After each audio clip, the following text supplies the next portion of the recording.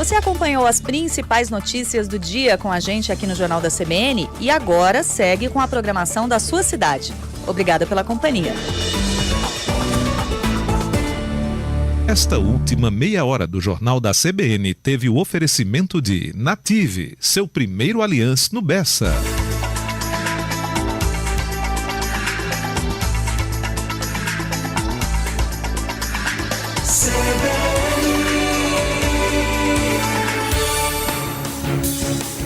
Rádio CBN, ZYC 980, FM 101,7 MHz, João Pessoa, Paraíba. 9h05. CBN João Pessoa. Apresentação Caio Ismael.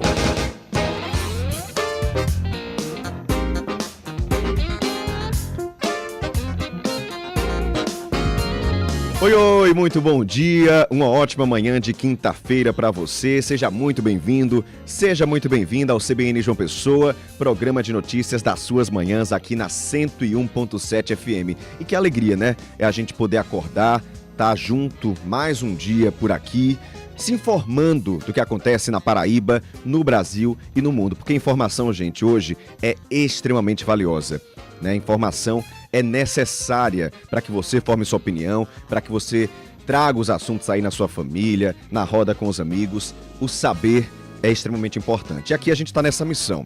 Todo mundo trabalhando desde cedo para te informar do que acontece na Paraíba, sempre com muita responsabilidade, sempre com aquele critério mesmo que você já conhece da CBN para trazer informação para você, ouvindo todos os lados e ouvindo você aí também, ouvinte, que também é participante do CBN João Pessoa. É a cadeira cativa que eu digo sempre todos os dias aqui. A gente separa uma cadeira na bancada para que você, ouvinte, possa participar, dar a sua opinião.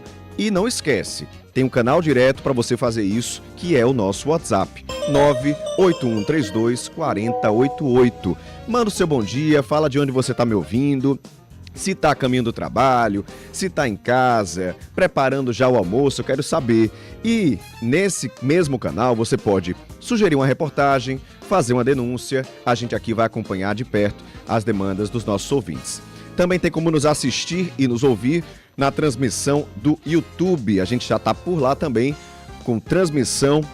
Você acompanha no canal CBN Paraíba. Tô te esperando por aqui no YouTube. Também dá para comentar no chat.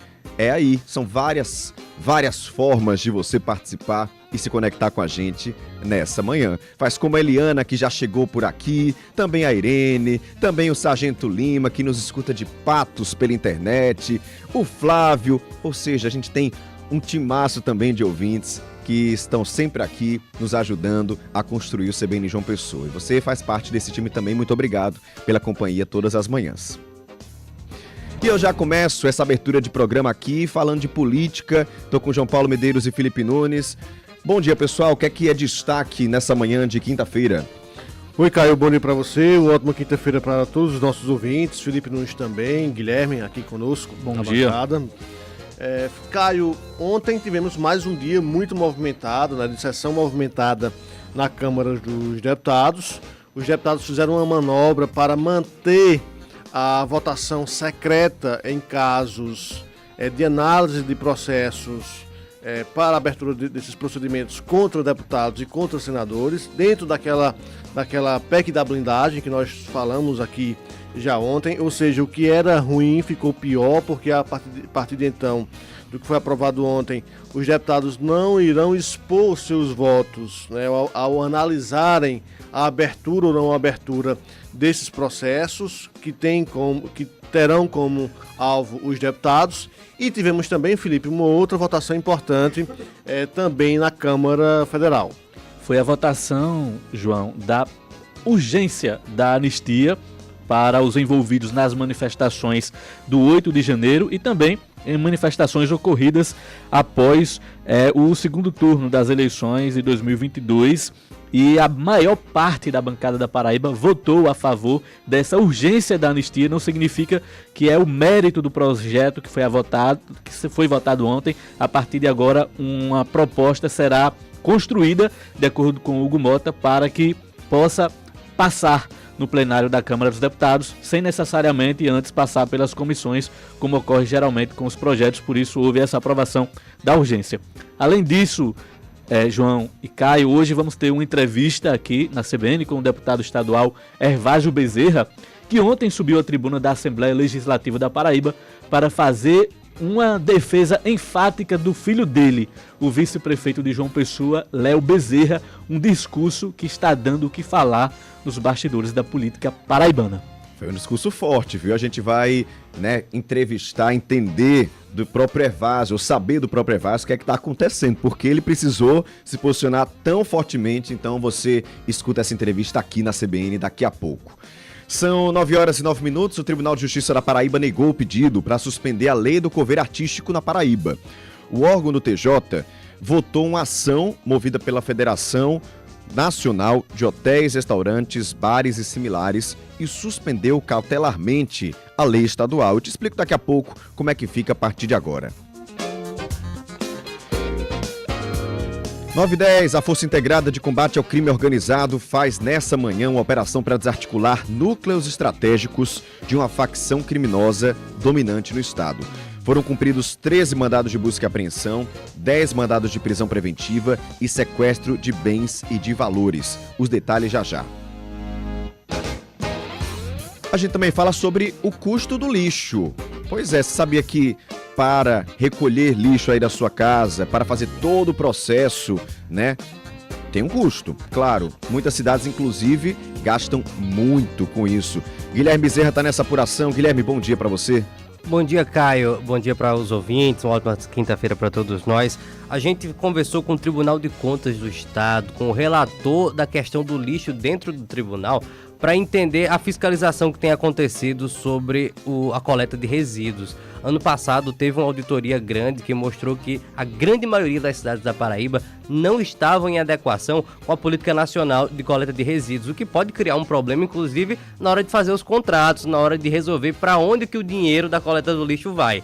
A gente teve uma boa notícia de que esse ano a situação está bem diferente, os dados atualizados mostram outro cenário e adequação das cidades paraibanas ao modelo ideal.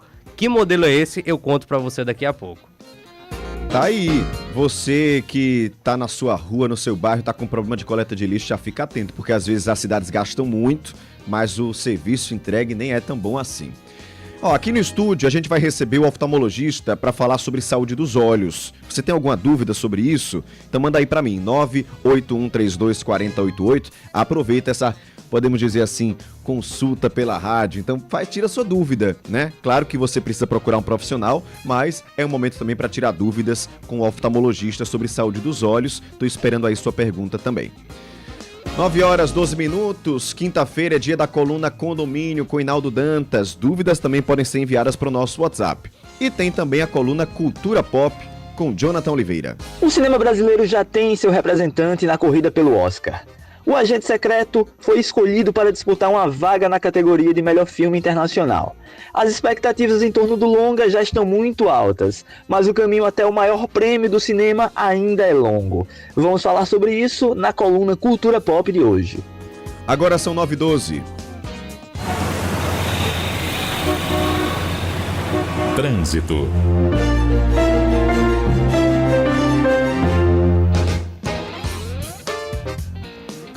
Lentidão nesse momento na rua Miriam Barreto Rabelo, você que está saindo do Jardim Oceania em direção ao antigo Aeroclube, lentidão nessa manhã. Também lentidão no retão de Manaíra, nos dois sentidos, a partir da UPA Oceania.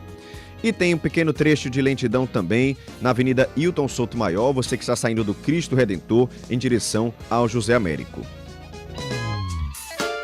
E assim a gente vai seguindo no CBN João Pessoa, seguindo durante toda essa manhã. Eu te convido a ficar comigo. Se precisar sair, volta pra cá porque tem muita informação até o meio-dia. Um abraço para os nossos ouvintes que estão participando, para o Regis, para o Vando, para a Leila, para o Joaquim, Canindé. Vai chegando também, manda sua mensagem, manda seu bom dia, que já já a gente conversa. Ou faz como o Flaviano, que já comentou lá no chat do YouTube também. Tô esperando sua mensagem. E por aqui, desse lado, não tô sozinho, tá? Tô muito bem acompanhado nos trabalhos técnicos Luciano Cabral, na edição Felipe Nunes e na produção Renan Mesquita e Denise Vilar. O CBN João Pessoa, programa de notícias das suas manhãs na 101.7 FM, já está no ar. Giro de notícias.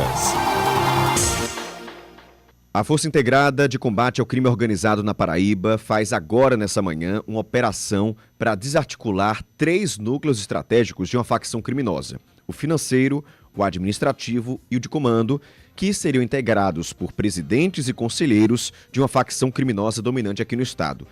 Estão sendo cumpridos 13 mandados de busca e apreensão, 10 mandados de prisão preventiva e sequestro de bens e valores. A operação foi denominada Stakeholders 2. Ela acontece nas cidades de João Pessoa, Sertãozinho, Guarabira, Santa Rita e Campina Grande. Mas também tem mandados cumpridos fora da Paraíba, na capital do Mato Grosso do Sul, em Campo Grande. Mais de 70 policiais participam dessa ação.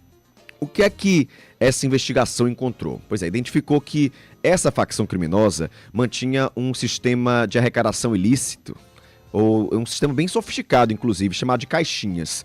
Eles usavam contas bancárias e chaves Pix em nome de terceiros para comprar armas, custeio logístico e para manutenção de membros presos. Paralelamente, o braço administrativo seria responsável pelo gerenciamento de banco de dados de integrantes, controle das quebradas, como são chamados, como eles chamam territórios dominados, e também manutenção de uma hierarquia interna.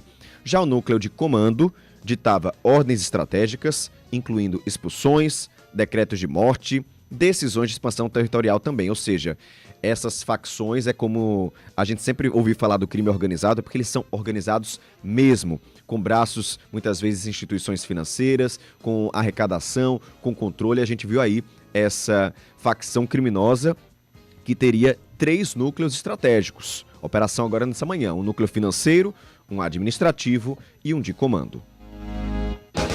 Vou seguir de olho, tá? Qualquer novidade a gente atualiza você sobre essa operação nessa manhã. São 9h16, o Tribunal de Justiça da Paraíba negou o pedido para suspender a lei do cover artístico na Paraíba. O órgão especial do TJ votou nessa quarta uma ação movida pela Federação Nacional de Hotéis, Restaurantes, Bares e Similares e suspendeu cautelarmente a lei estadual. Essa lei entrou em vigor em maio, obrigando o repasse integral do cover artístico para músicos que se apresentam em bares e restaurantes na Paraíba, sendo admitida aí a retenção de 20%, quando acordada em convenção de trabalho para fins de custeio de encargos sociais, trabalhistas, previdenciários e autorais. A norma foi questionada pela federação sob o argumento de que a lei é inconstitucional, por se tratar de relações privadas de natureza civil de competência exclusiva do Congresso Nacional. A federação também apontou prejuízos da gestão financeira dos estabelecimentos, porque embora o cover artístico seja repassado ao artista, ele continua compondo base de cálculo dos tributos devidos aos estabelecimentos. O pedido foi relatado pelo desembargador João Benedito, que entendeu não haver demonstração de que a lei poderia acarretar graves ou irreparáveis prejuízos aos bares, restaurantes e similares. O relator foi seguido por unanimidade pelos demais membros do órgão especial.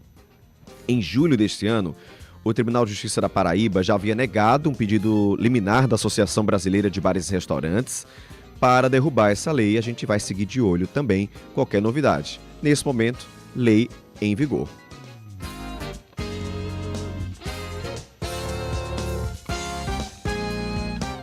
Nove horas 18 minutos, a Rede Paraíba segue com a campanha para analisar a cadeia dos resíduos sólidos aqui no nosso estado. Por que a gente está fazendo isso? É comum nós recebermos aqui ouvintes falando: tô com problema de lixo aqui na minha rua, na minha região, na minha cidade, a coleta tá errada, tá vindo pouco.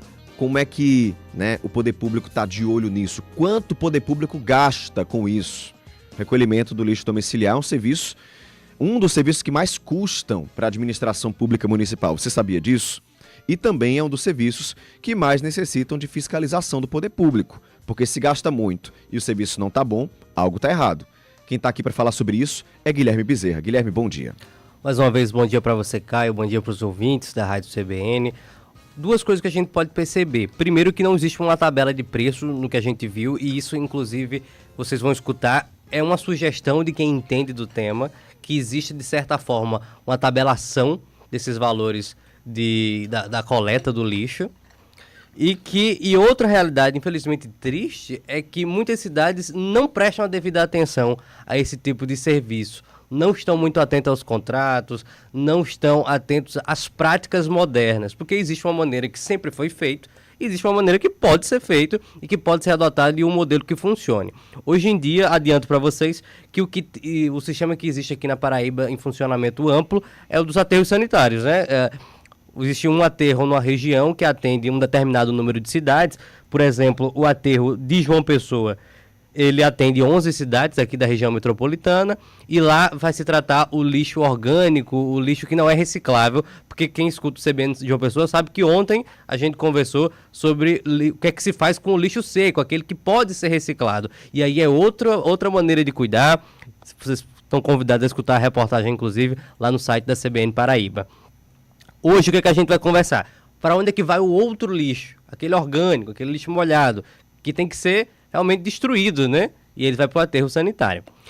Ano passado, o TCE da Paraíba divulgou um balanço falando sobre a auditoria que eles haviam feito dos municípios e do trato com os resíduos sólidos. O levantamento mostrou, naquela época, final de 2024, que 85% dos municípios paraibanos ainda usavam os lixões e não estavam de acordo com a Política Nacional de Resíduos Sólidos, que seria os aterros sanitários, a maneira mais moderna e que custa menos ao meio ambiente, que é uma bandeira tão importante que a gente levanta dentro da limpeza urbana.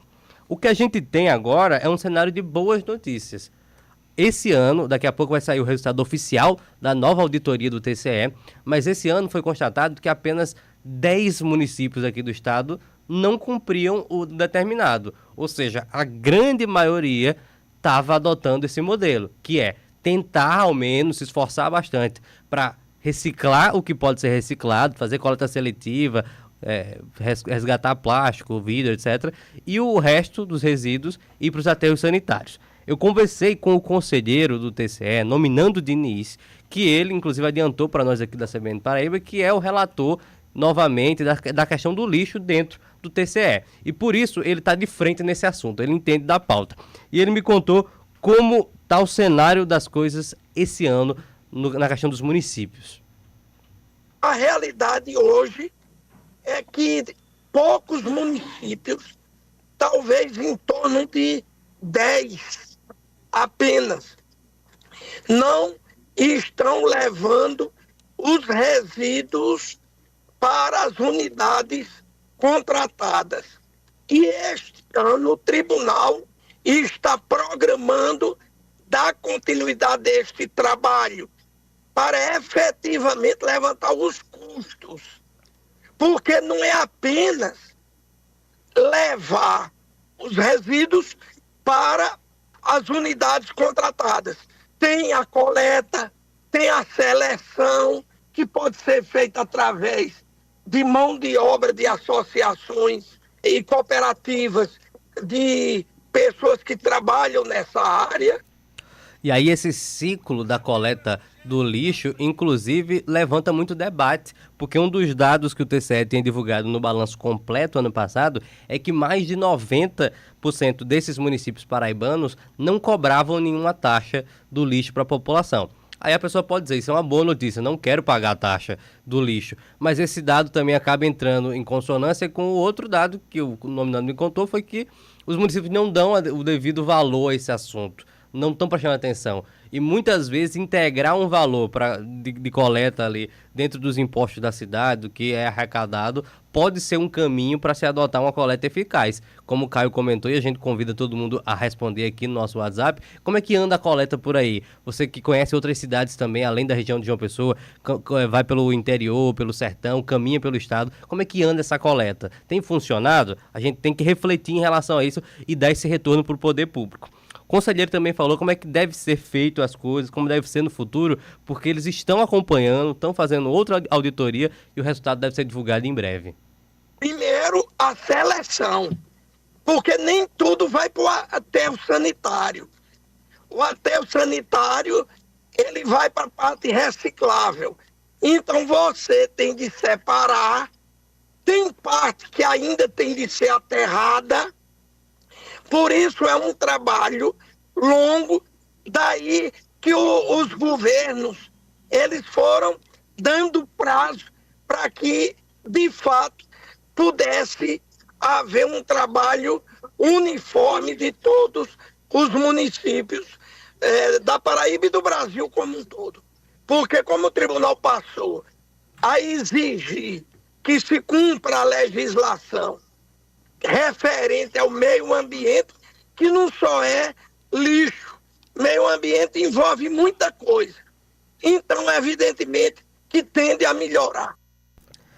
Aí a gente foi atrás de fazer uma análise de como são as coisas no momento aqui na Paraíba. Eu conversei com o professor Marcelo Bispo, ele é especialista em gestão pública e me explicou um pouco sobre essa questão do lixo nas cidades. O grande problema de você ter um plano nacional é que cada realidade municipal é diferente. A gente não pode, por exemplo, cobrar que Cajazeiras tenha a mesma realidade de Patos, que tenha a mesma realidade de Campina ou João Pessoa.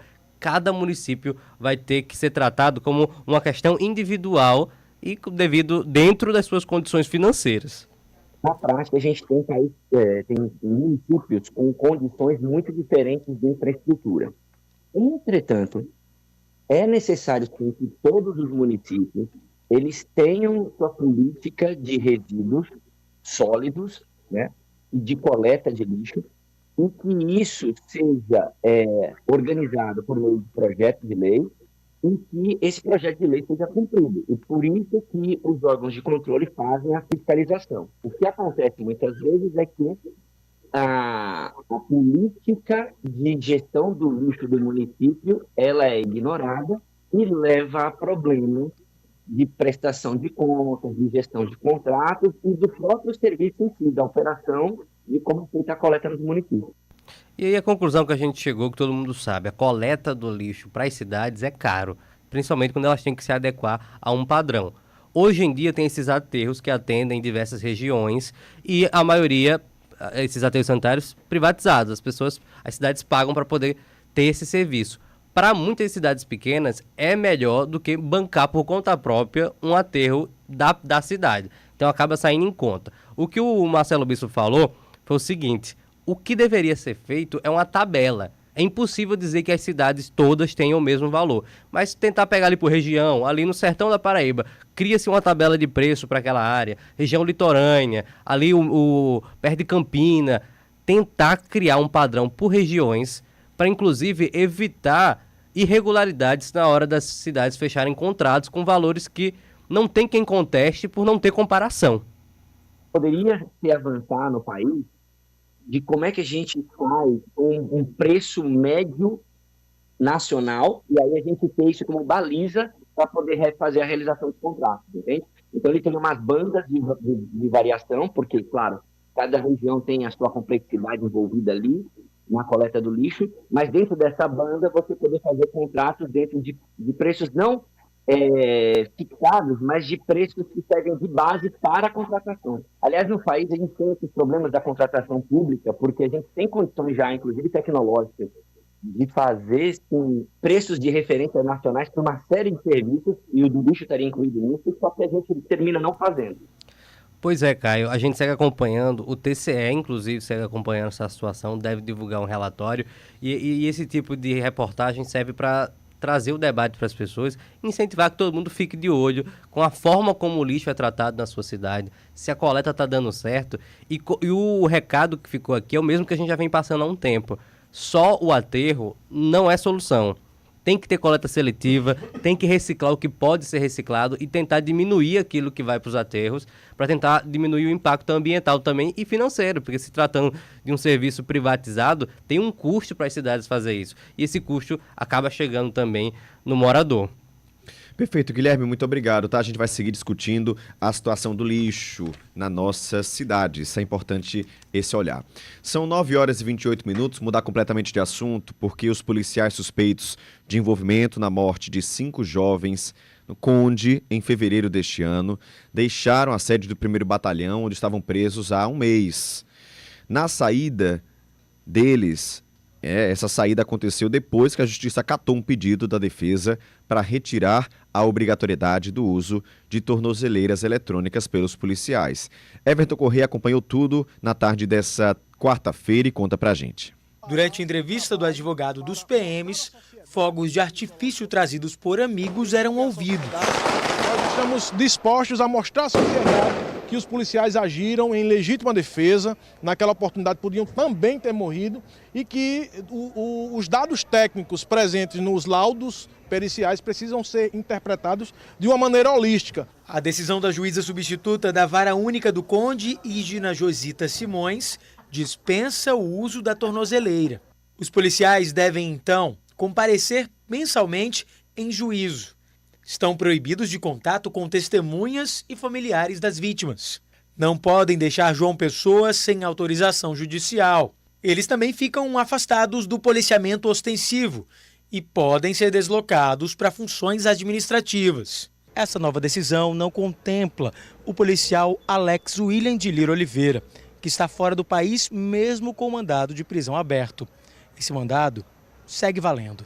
A esposa dele está gestante, com problema na gestação nos Estados Unidos. Existe uma previsão de parto antecipado para o dia 26 desse mês. Então, logo ocorra esse parto e ela esteja fora do perigo, ele volta ao Brasil e se apresentará às autoridades para cumprir também aquilo que for determinado pela Justiça. São 9 horas e 30 minutos, a gente vai seguir com o nosso noticiário logo após o repórter CBN. Repórter CBN.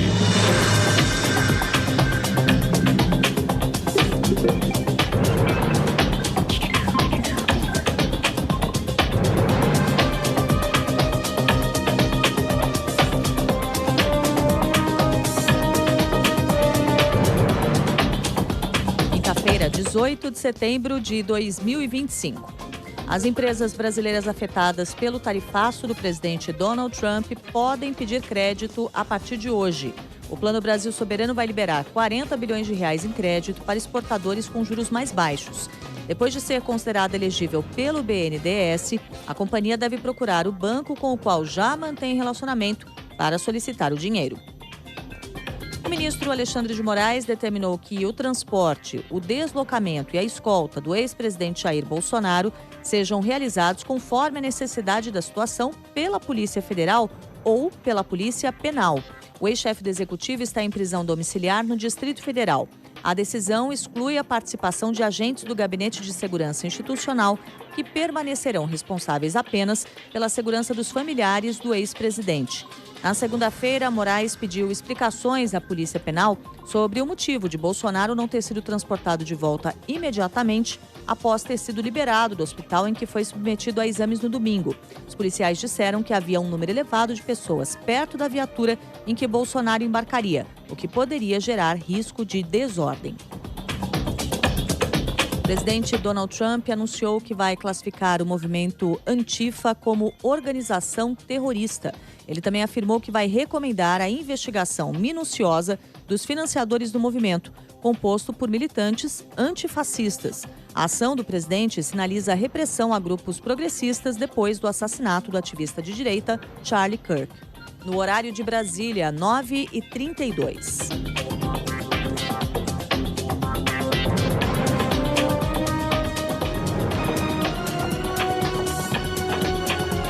Repórter CBN. As principais notícias do dia, a cada meia hora.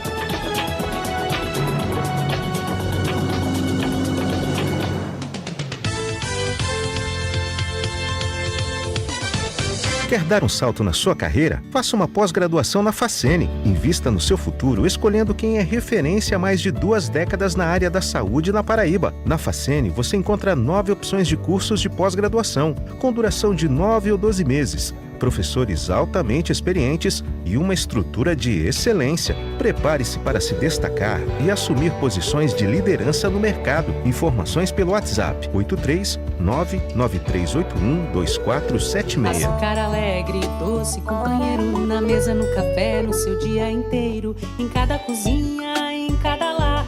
Açúcar alegre, sempre aqui pra adoçar. Começa no café e vai até o jantar. Açúcar alegre não pode faltar. Um toque de doçura para animar. Açúcar alegre, sempre aqui pra adoçar. com você e sua família todos os dias. Açúcar Alegre, sua vida naturalmente doce. Vem pra Oral Unique, vem pra Oral Unique você também. Vem pra Oral Unique, vem. Você já conhece a Oral Unique? Com atendimento premium e profissionais especialistas em sorrisos, na Oral Unique realizamos o seu sonho de fazer implantes em até 24 horas. Agende agora o seu horário, 3023 7030 ou WhatsApp para 981 23 7030 e volte a sorrir você também. Oral Unique, cada sorriso é único.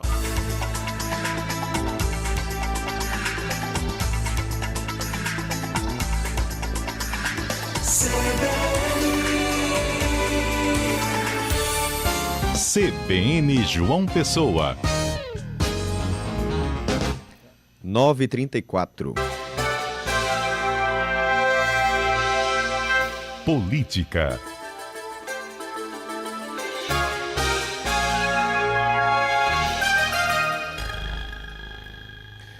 Vamos falar de política, estou aqui com o João Paulo Medeiros, com o Felipe Nunes e a gente, claro, como todo brasileiro, está acompanhando as votações na Câmara Federal. E eu até ouvi um comentário hoje na CBN Nacional que era assim: Hugo Mota abriu as porteiras mesmo. Abriu as porteiras e para quem estava achando ruim o que a gente estava discutindo ontem, talvez ache um pouco pior. Talvez não, com certeza vai achar, né, João Paulo Medeiros? Me conta aí o que é que foi aprovado ontem. Isso, Caio. O absurdo que já era essa história da PEC da blindagem, protegendo ainda mais deputados e senadores, né, de serem alvos de processos judiciais por desvio de recurso público, por corrupção, por lavagem de dinheiro, por organização criminosa e por outros crimes também. O que já era ruim ficou pior ontem. Por quê? Porque os deputados, na quarta-feira de madrugada, tinham votado a PEC da blindagem, mas com um destaque obtido e conseguido pelos partidos PSOL e Novo, Partido Novo de direita, Partido de PSOL de esquerda, mas que se uniram em torno de uma mesma bandeira ali contra a PEC da blindagem. E esses dois partidos conseguiram viabilizar e derrubar as votações secretas para análise desses casos futuros que acontecerão, que chegarão ao Congresso Nacional, onde se busca abrir o inicial processo contra os parlamentares. Então, os dois partidos tinham conseguido derrubar essa parte do projeto macro da blindagem, que era das votações secretas. Mas ontem, à tarde, o presidente da Câmara dos Deputados, Hugo Mota, paraibano, do Republicanos, se reuniu com líderes partidários e também com partidos do Centrão e decidiram simplesmente promover uma manobra para retomar as votações secretas do projeto, que havia sido derrubada pelos partidos Novo e PSOL, na articulação das duas legendas. E aí como é que eles fizeram isso? Eles pegaram o mesmo texto, remodelaram o texto, alteraram um pouco ali o conteúdo do texto e reapresentaram na Câmara. Reapresentaram com o apoio do Centrão, com o apoio de partidos de direita, com o apoio de alguns deputados de partidos da esquerda e conseguiram retomar essas votações secretas, recolocar as votações secretas dentro desse projeto maior da PEC da blindagem. E com o apoio de 7 dos 12 deputados federais aqui da Paraíba. Votaram a favor das votações secretas no Congresso Nacional. Os deputados Aguinaldo Ribeiro, do Progressistas, Cabo Gilberto, do PL, Romero Rodrigues, do Podemos, Rui Carneiro, do Podemos, o Elton Roberto... desculpa, estou lendo Perdão, me equivoquei aqui, eu estou lendo a lista da anistia, é outra história, mas vou recapitular. Vamos lá, apaga aí esses nomes. Vamos lá. Votaram contra essa proposta da votação secreta. Contra Luiz Couto, do PT, Rui Carneiro, do Podemos, e Gervásio Maia, do PSB. Os três votaram contra as votações secretas.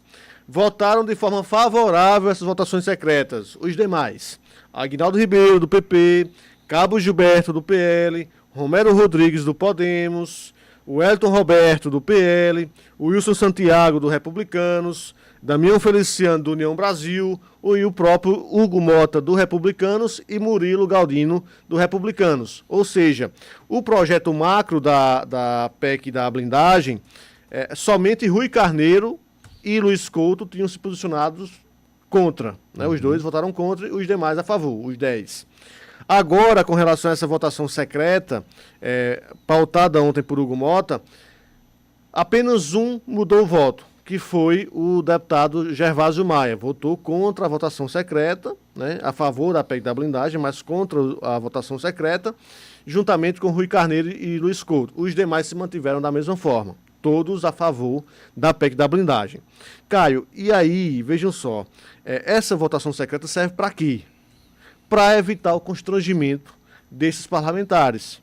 Constrangimento público, porque quando você tem a imposição de uma votação nominal e aberta, o deputado precisa registrar lá o seu voto, fica registrado, como a gente está trazendo aqui, os registros dessas votações dos últimos dias. Nas votações secretas, não. O cidadão que foi eleito pelo povo, o cidadão que representa a população, representa o interesse público, pelo menos em tese, deveria representar o interesse público, tem o direito, recebe o direito, o benefício de votar secretamente, para livrar os seus pares, para livrar os seus companheiros de possíveis ações penais. E ações que podem ter ali como foco o cometimento de crimes gravíssimos, como da corrupção, do desvio, da organização criminosa, enfim. Qualquer crime, inclusive, Qualquer crime. né? Até crime contra a vida crimes humana. Comuns, como a gente costuma também, chamar, como estupro, homicídio, enfim. Outras práticas também, que via de regra não são tão comuns no parlamento, né? Como é o caso da corrupção, por exemplo, da lavagem de dinheiro, que são crimes muito mais comuns, mas que também são muito graves. Além dessa proposta, além de ressuscitar essa votação secreta, Caio, a Câmara também aprovou ontem a urgência do projeto da anistia. Antes de você falar da anistia, eu queria fazer um comentário sobre essa proposta do segredo, né? Eu quero saber quem é a favor de um deputado votar em segredo. Quem no Brasil é a favor? Me desculpe dizer, mas eu não acredito que um eleitor seja a favor de um deputado votar escondido, gente. Não deveria ser permitido voto secreto. No Brasil deveria ser proibido em qualquer circunstância. Se você está ali representando o povo, se você tem uma ideia, se você tem uma ideologia, peite, né? Coloque a sua cara. É uma falta de vergonha, gente. Isso a gente não pode aceitar, não. Como eleitor, como cidadão, que um deputado seja corporativista, proteja outro deputado por um crime que ele possa ter cometido e ainda não queira dizer que está protegendo. Isso é um absurdo. Não tem como a gente não se revoltar. É um absurdo, é um absurdo. Em nenhum lugar do mundo isso deveria acontecer. Você votar secretamente para proteger algum deputado. E tem até um levantamento que o Estadão fez que eu acho impressionante, que simboliza bem. Porque, eu não sei se você, ouvinte, sabe, mas depois da Constituição 88 ali, até 2001, né, havia essa possibilidade de o Congresso, ou seja, dos deputados, eles que autorizavam as ações judiciais. E o levantamento do Estadão mostrou que, nesse período em que era possível, foram barrados 224 processos. E apenas um foi aberto. 224 processos foram barrados, ou seja, não puderam ser abertos, porque o Congresso naquela época podia fazer isso, até 2001. Eles foram barrados, apenas um foi aceito, gente. Isso mostra que com essa PEC não vai ter investigação contra político no Brasil. E eles ainda estão se protegendo, porque você não vai nem saber quem foi que votou. É um absurdo dos absurdos dos absurdos. E, infelizmente, vai ficar aí a marca no paraibano Hugo Mota, presidente da Câmara dos Deputados, vai ficar na marca de sua trajetória ter passado e ter aprovado, ajudado a aprovar e votado um projeto como esse, que é um dos piores e mais nocivos da história recente da política brasileira. É preciso falar sobre isso. Isso, Caio. E além desse ponto, acho que é importante a gente observar agora que as atenções se voltam para o Senado Federal. Por quê? Porque a PEC já passou na Câmara. já foi aprovada, com votação secreta, com tudo mais, de acordo com os interesses e as conveniências dos deputados. Agora, a PEC passará a tramitar no Senado. Pelo menos por enquanto, tanto o senador Davi Alcolumbre, que é presidente do Senado, como também o presidente da CCJ, tem dado sinalizações no sentido de que a proposta não vai tramitar da mesma forma no Senado. Ou seja, não vai ser de forma apressada, como aconteceu na Câmara, aliás. A Câmara já pautou no mesmo dia, já aprovou, depois no dia seguinte retomou essa discussão para acrescentar as votações secretas. O Senado deve obedecer o rito comum, natural, de encaminhar para as comissões da CCJ, por exemplo, a CCJ analisar a constitucionalidade e depois, porventura, se os senadores conseguirem encontrar constitucionalidade nessa PEC, encaminharem para o plenário. Aqui da Paraíba, pelo menos por enquanto, apenas o senador veneziano Vital do Rego, do MDB, já declarou ser contrário a essa PEC da blindagem. Os outros dois senadores, Daniela Ribeiro e Efraim Filho, ainda não se posicionaram. Inclusive ontem, no dia de ontem, nossa equipe buscou tanto Efraim Filho como a senadora Daniela Ribeiro sobre esse assunto, perguntando exatamente qual será o posicionamento dos dois com relação a esse tema. Daniela Ribeiro respondeu que ainda não tem um posicionamento, vai aguardar a proposta chegar no Senado para sentar com a equipe ali de técnica e decidir sobre a posição a ser adotada. Já Efraim Filho não respondeu às nossas mensagens. Eu acho que eu enviei algumas mensagens, Felipe Nunes também, alguns questionamentos. Até agora, nenhuma resposta do senador Efraim Filho. Só se votarem muito contra o partido, né? Porque o partido dos dois na Câmara já votou a favor disso, né? Isso, mas assim, eu acho que agora o foco da sociedade brasileira precisa estar no Senado, precisa estar em cobrar dos senadores e pressionar os senadores a não consolidarem esse projeto absurdo, descabido, que já foi aprovado nessa semana na Câmara dos Deputados. Por falar em Câmara, para finalizar, a gente tem uma entrevista daqui a pouco com o deputado Evásio Bezerra, que já está na linha conosco. Mas, Caio, ontem a Câmara também aprovou uma outra matéria importante do ponto de vista do debate que se tem hoje no Brasil, polêmico pelo menos, que é a urgência para a anistia às pessoas que já foram condenadas ou são investigadas pela tentativa de golpe de Estado em 2022 e também pelos atos do 8 de janeiro. Os paraibanos, a maioria deles, votou favorável à urgência, à tramitação, sem que esse projeto passe por uma análise mais criteriosa, mais reflexiva das comissões internas da Câmara. Votaram favorável à urgência do projeto da anistia Aguinaldo Ribeiro, do PP, Cabo Gilberto, do PL, Romero Rodrigues, do Podemos, Rui Carneiro, do Podemos, Wellington Roberto, do PL e o Wilson Santiago, do Republicanos. E votaram contra a urgência com o projeto da anistia Damião Feliciano, do União Brasil, Gervásio Maia, do PSB e o deputado Luiz Couto, do PT. Hugo Mota não participou da votação, como presidente da Câmara ele tem essa prerrogativa, e o deputado Murilo Galdino, do Republicanos, estava ausente, também não participou dessa votação da urgência. E agora a gente vai acompanhar para ver qual será o próximo passo da Câmara nesse assunto. Fala-se, inclusive, que o texto pode conter ali algumas amarras com relação à diminuição das penas daquelas pessoas que já foram condenadas, né, já passaram pelo crivo do judiciário, mas não abarcará uma anistia total, geral e restrita, como pedem alguns bolsonaristas, aliás, os bolsonaristas no Congresso Nacional. Esse texto ainda será amadurecido, claro, muito na perspectiva de não contrariar diretamente aquilo que está sendo decidido pelo Supremo Tribunal Federal. Aliás, esse ponto da constitucionalidade é importantíssimo.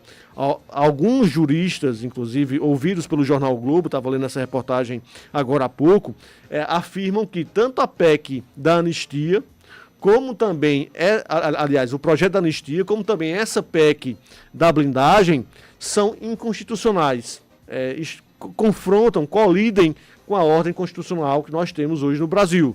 E aí essa discussão certamente será estendida aí pelos próximos meses a nível de Congresso Nacional, com a participação direta dos nossos deputados e senadores aqui da Paraíba. Por isso, a importância de ficarmos atentos e, principalmente com relação à PEC da blindagem, de pressionarmos e cobrarmos uma posição dos nossos senadores. João e Caio, em relação à PEC da blindagem, eu percebo que de fato há uma mobilização nas redes sociais, até mesmo de parlamentares ou de eleitores que apoiam esses parlamentares, fazendo questionamentos, o que é legítimo, né? Essa vigilância social, e percebo que há de fato uma chance de que alguns pontos, pelo menos, sejam revertidos nessa discussão para o Senado, porque uma das preocupações levantadas por esses parlamentares é de que essa PEC possibilitaria que houvesse uma diminuição da pressão sofrida por esses deputados e senadores em relação ao monitoramento de outros poderes, como o Supremo Tribunal Federal, porque há processos contra eles em andamento. Mas isso poderia ser resolvido com o fim do foro privilegiado, por exemplo, que tem um amplo apoio, no meu modo de pensar, na sociedade brasileira, mas essa discussão não foi tratada ontem na Câmara, é algo que poderia ter sido colocado em pauta, o fim do foro privilegiado, para que os deputados, por exemplo, e senadores não fossem, não pudessem ter esse foro, né, no Supremo Tribunal Federal, e pudessem ser tratados como qualquer cidadão. Agora, já no caso da PEC da anistia, percebo que há de fato uma possibilidade maior de ser aprovada e uma divisão social no país. Eu diria que a metade do país está, de fato, o país está dividido em relação à anistia. De acordo com as pesquisas Quest e Datafolha, não. A maioria da população brasileira não apoia a anistia. A maioria, mas há uma polarização. Né? Há uma polarização. Debate... Exatamente. Diferente da PEC da blindagem, por exemplo. E aí, acho que haverá, sim, essa aprovação, mas não da anistia geral e restrita, como foi proposta. Imagino que haverá um meio termo, principalmente em relação àquelas penas consideradas exageradas para alguns manifestantes. Se estão insatisfeitos com o STF e podem questionar, tem várias formas, né? Você pode tirar esse mandato vitalício, você pode, né, tirar a indicação política, existem várias formas, mas você blindar e não poder ser investigado é um absurdo. Vamos mudar de assunto? São 9h51, o deputado estadual Hervásio Bezerra fez um discurso enfático ontem na Assembleia Legislativa em defesa do vice-prefeito de João Pessoa, Léo Bezerra, que é o seu filho. O discurso ocorreu enquanto o Léo é cobrado, né? Por causa desse rompimento entre os grupos, João Azevedo, prefeito Cícero Lucena, do grupo, né? E o que eu estava dizendo recentemente, romperam e todo mundo tá sem saber, né? É igual aquele casal rompido, fica todo mundo cobrando de um lado para o outro.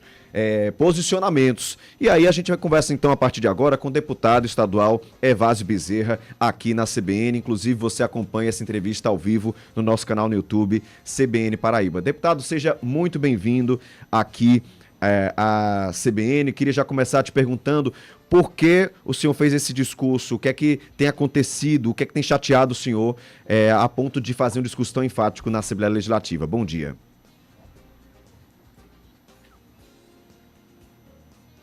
Paulo estava ouvindo o seu raciocínio, o cara da nova geração da nossa comunicação, mas de um talento invejável.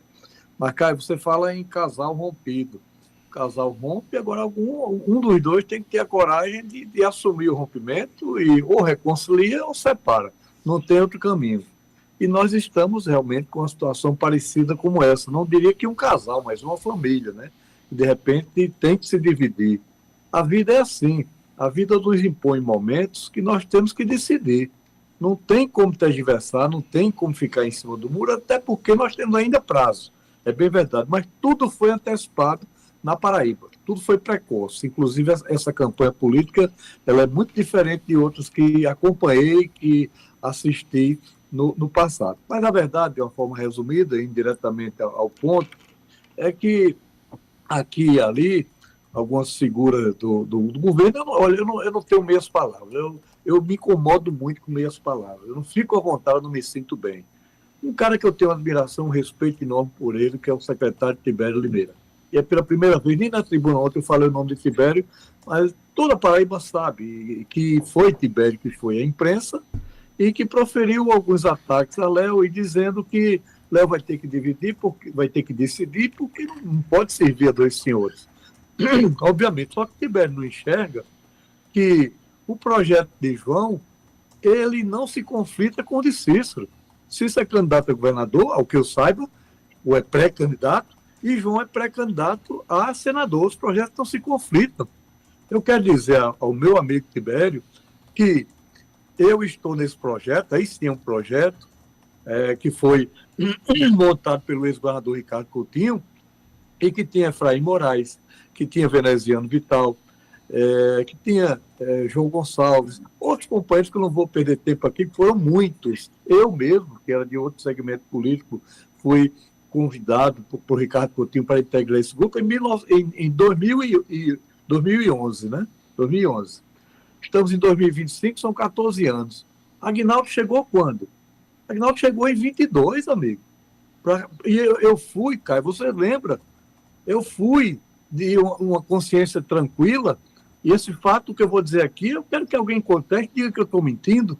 Eu fui lá para o Classe A, convocado que fui para uma entrevista coletiva de Aguinaldo Ribeiro, para que Aguinaldo anunciasse a nossa militância que seria candidato ao Senado.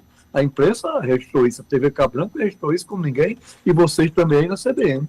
Qual não foi a minha surpresa ou a nossa surpresa quando chegamos lá?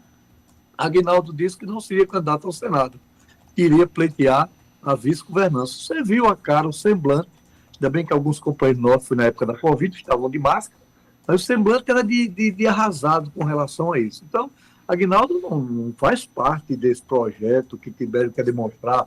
Se Lucas vier se filiar, se tiver problema, que tudo aponta para que ele tenha problema com a federação, ele pode vir se filiar ao PSB, mas ele não fez parte do projeto. E eu sempre tenho dito que eu não tenho nada, absolutamente nada, contra Aguinaldo, contra Daniela, com quem eu votei para a senadora da República. Então, absolutamente nada. O problema é que nós vamos ter que tomar uma decisão. E também é público, agora não falo por ele, é meu filho, não posso falar por Léo. Mas a posição, a postura de Léo ficou bem clara. A Paraíba não tem dúvida mais qual será a postura de Léo. A minha já faz um bom tempo. Até conversando com vocês aí na CBN, no estúdio, ao vivo, eu disse que se tivesse a divisão, eu ficaria com Cícero. Isso, você há de convir o seguinte, João Paulo, você está o caso de Felipe Nunes. Eu não sei como foi que Felipe chegou aí na TV Cabranco, se foi processo seletivo, se foi indicação, foi de repente o diretor que enxergou em Felipe um talento, como você também, e convidou a ir para a emissora. A gente cria vínculo com as pessoas. Nós formamos amigos. De repente você tem uma oportunidade e forma amigos. E, não mais do que de repente, a pessoa que indicou, quem fez o processo seletivo, o dono da emissora, sei lá o quê, diz assim, ó, eu vou ter que querer que você decida entre fulano e cicrano. Você fica ali com o coração amargurado, mas você vai ter que tomar decisão. Isso dói muito, dói. Eu queria que tivesse todo mundo unido. Léo não deu causa, eu não dei causa a essa divisão. Agora, eu lamento muito o meu amigo, o secretário Tibério, que é candidato a deputado estadual, venha querer pressionar Léo e querer demonstrar que Léo está sendo ingrato ao governador. Não está sendo ingrato ao governador, porque eu e Léo só não votaremos no governador se ele não quiser. Se ele quiser o nosso voto, não existe ingratidão na minha história, na minha trajetória, muito menos na trajetória de Léo. Então, se o governador quiser meu apoio, meu voto, eu tenho dito que meu voto será igual ao de João Azevedo, ele frente a frente com a urna. E eu não vou, de modo algum, não estou mandando recado, não estou ameaçando ninguém, muito menos o secretário Tibério, porque quando tem briga de família, é ruim, viu, Caio? Isso é bíblico, inclusive. Então não é boa essa briga. Vamos acabar com provocação. Cada um segue o seu rumo, cada um segue o seu destino. Eu já tive aliados, depois adversários, mas respeitando, eu poderia citar o caso de Ricardo Coutinho, com quem convivemos na Câmara, convergimos na época, éramos vereadores de oposição a Chico Franca, depois ele o principal opositor de Cícero, o principal defensor, travamos inúmeros debates. Quando eu tive que decidir entre Ricardo e João, eu decidi, mas isso não me dá o direito de atirar pedras em Ricardo. Nunca ninguém viu ou ouviu uma palavra proferida por Evásio Bezerra de ataque, de cobrança, ou dizer eu deixei Ricardo por isso ou por aquilo. Não, eu fiz uma opção. sempre há o respeito recíproco. Eu espero que seja assim, que continue assim, e finalizando, óbvio, me colocando à disposição, e nós somos eternamente gratos ao governador João Azevedo e queremos caminhar juntos com a sua candidatura ao Senado da República, e repito também que em nada se conflita com a decisão de Cícero, que também é pré-candidato ao governo do Estado. Mas sempre alertando, Caio, uma frase que eu proferi que gerou muita especulação, foi que na vida 7 meses é um bom tempo, mas na política 7 meses é uma eternidade. Deputado, vou pedir só 30 segundos do tempo da sua entrevista, porque Felipe Nunes tem uma notícia que acaba de chegar aqui na nossa bancada. A gente vai passar essa notícia e volta a entrevista em 30 segundinhos. Caio, uma informação urgente. O vereador Raoni Mendes acaba de renunciar à presidência da CPI dos combustíveis. Em uma nota enviada aqui para a redação da CBN, o vereador Raoni Mendes anunciou sua renúncia a presidência da CPI dos combustíveis. Nesse comunicado, o vereador Raoni Mendes destaca que a comissão foi instalada em conformidade jurídica e regimental, observando todos os requisitos legais e regimentais. Afirma ainda que a escolha do seu nome para a presidência ocorreu de forma legítima dentro das normas da Casa, mas, segundo o parlamentar, um requerimento articulado por 2 vereadores de natureza antirregimental, segundo ele, e sem respaldo jurídico, provocou a paralisação dos trabalhos e um impasse artificial. Portanto, Raoni Mendes acaba de renunciar à CPI dos combustíveis na Câmara Municipal de João Pessoa, que visa investigar um possível cartel formado por postos de combustíveis aqui na capital. Abre aspas para o que diz Raoni nessa renúncia. O uso desequilibrado e distorcido de mecanismos regimentais não fortalece esta casa, pelo contrário, a fragiliza. Uma CPI deve ser instrumento nobre de fiscalização, não de palanque político nem de arena de disputas pessoais. O vereador reforçou que sua decisão respeita o regimento interno da casa, o princípio da legalidade e a expectativa da população por uma apuração séria e responsável. Portanto, o vereador Raoni Mendes sai da presidência da CPI dos combustíveis após divergências dentro da própria comissão parlamentar de inquérito. Daqui a pouco a gente traz mais detalhes sobre essa decisão do vereador. Tá aí, essa é a agilidade do rádio, você sabe em tempo real o que está acontecendo aqui na política paraibana, que a gente está acompanhando os bastidores. Voltamos então à entrevista com o deputado Evásio Bezerra, que tem conversado aqui com a gente. João Paulo. Deputado, bom dia. O senhor falou agora há pouco, né, que tanto o senhor como o Léo Bezerra já sinalizaram em qual posição ou em qual palanque poderão estar nessa disputa pelo governo do Estado no próximo ano, mas eu pergunto, caso haja uma cobrança desse grupo do PSB por um alinhamento, por fidelidade com relação a esse tema, o senhor e o Léo Bezerra estão prontos para deixar o partido, caso haja essa imposição, essa condição por parte da legenda? Primeiro, eu gostaria de João Paulo, dar minha opinião aqui rapidamente. Eu acho que a decisão de Raoni foi acertada, porque estava uma verdadeira guerra, e o interessante de tudo isso, Caio, é que o foco principal da CPI, ele foi distorcido e perdeu espaço para quem ia presidir a comissão.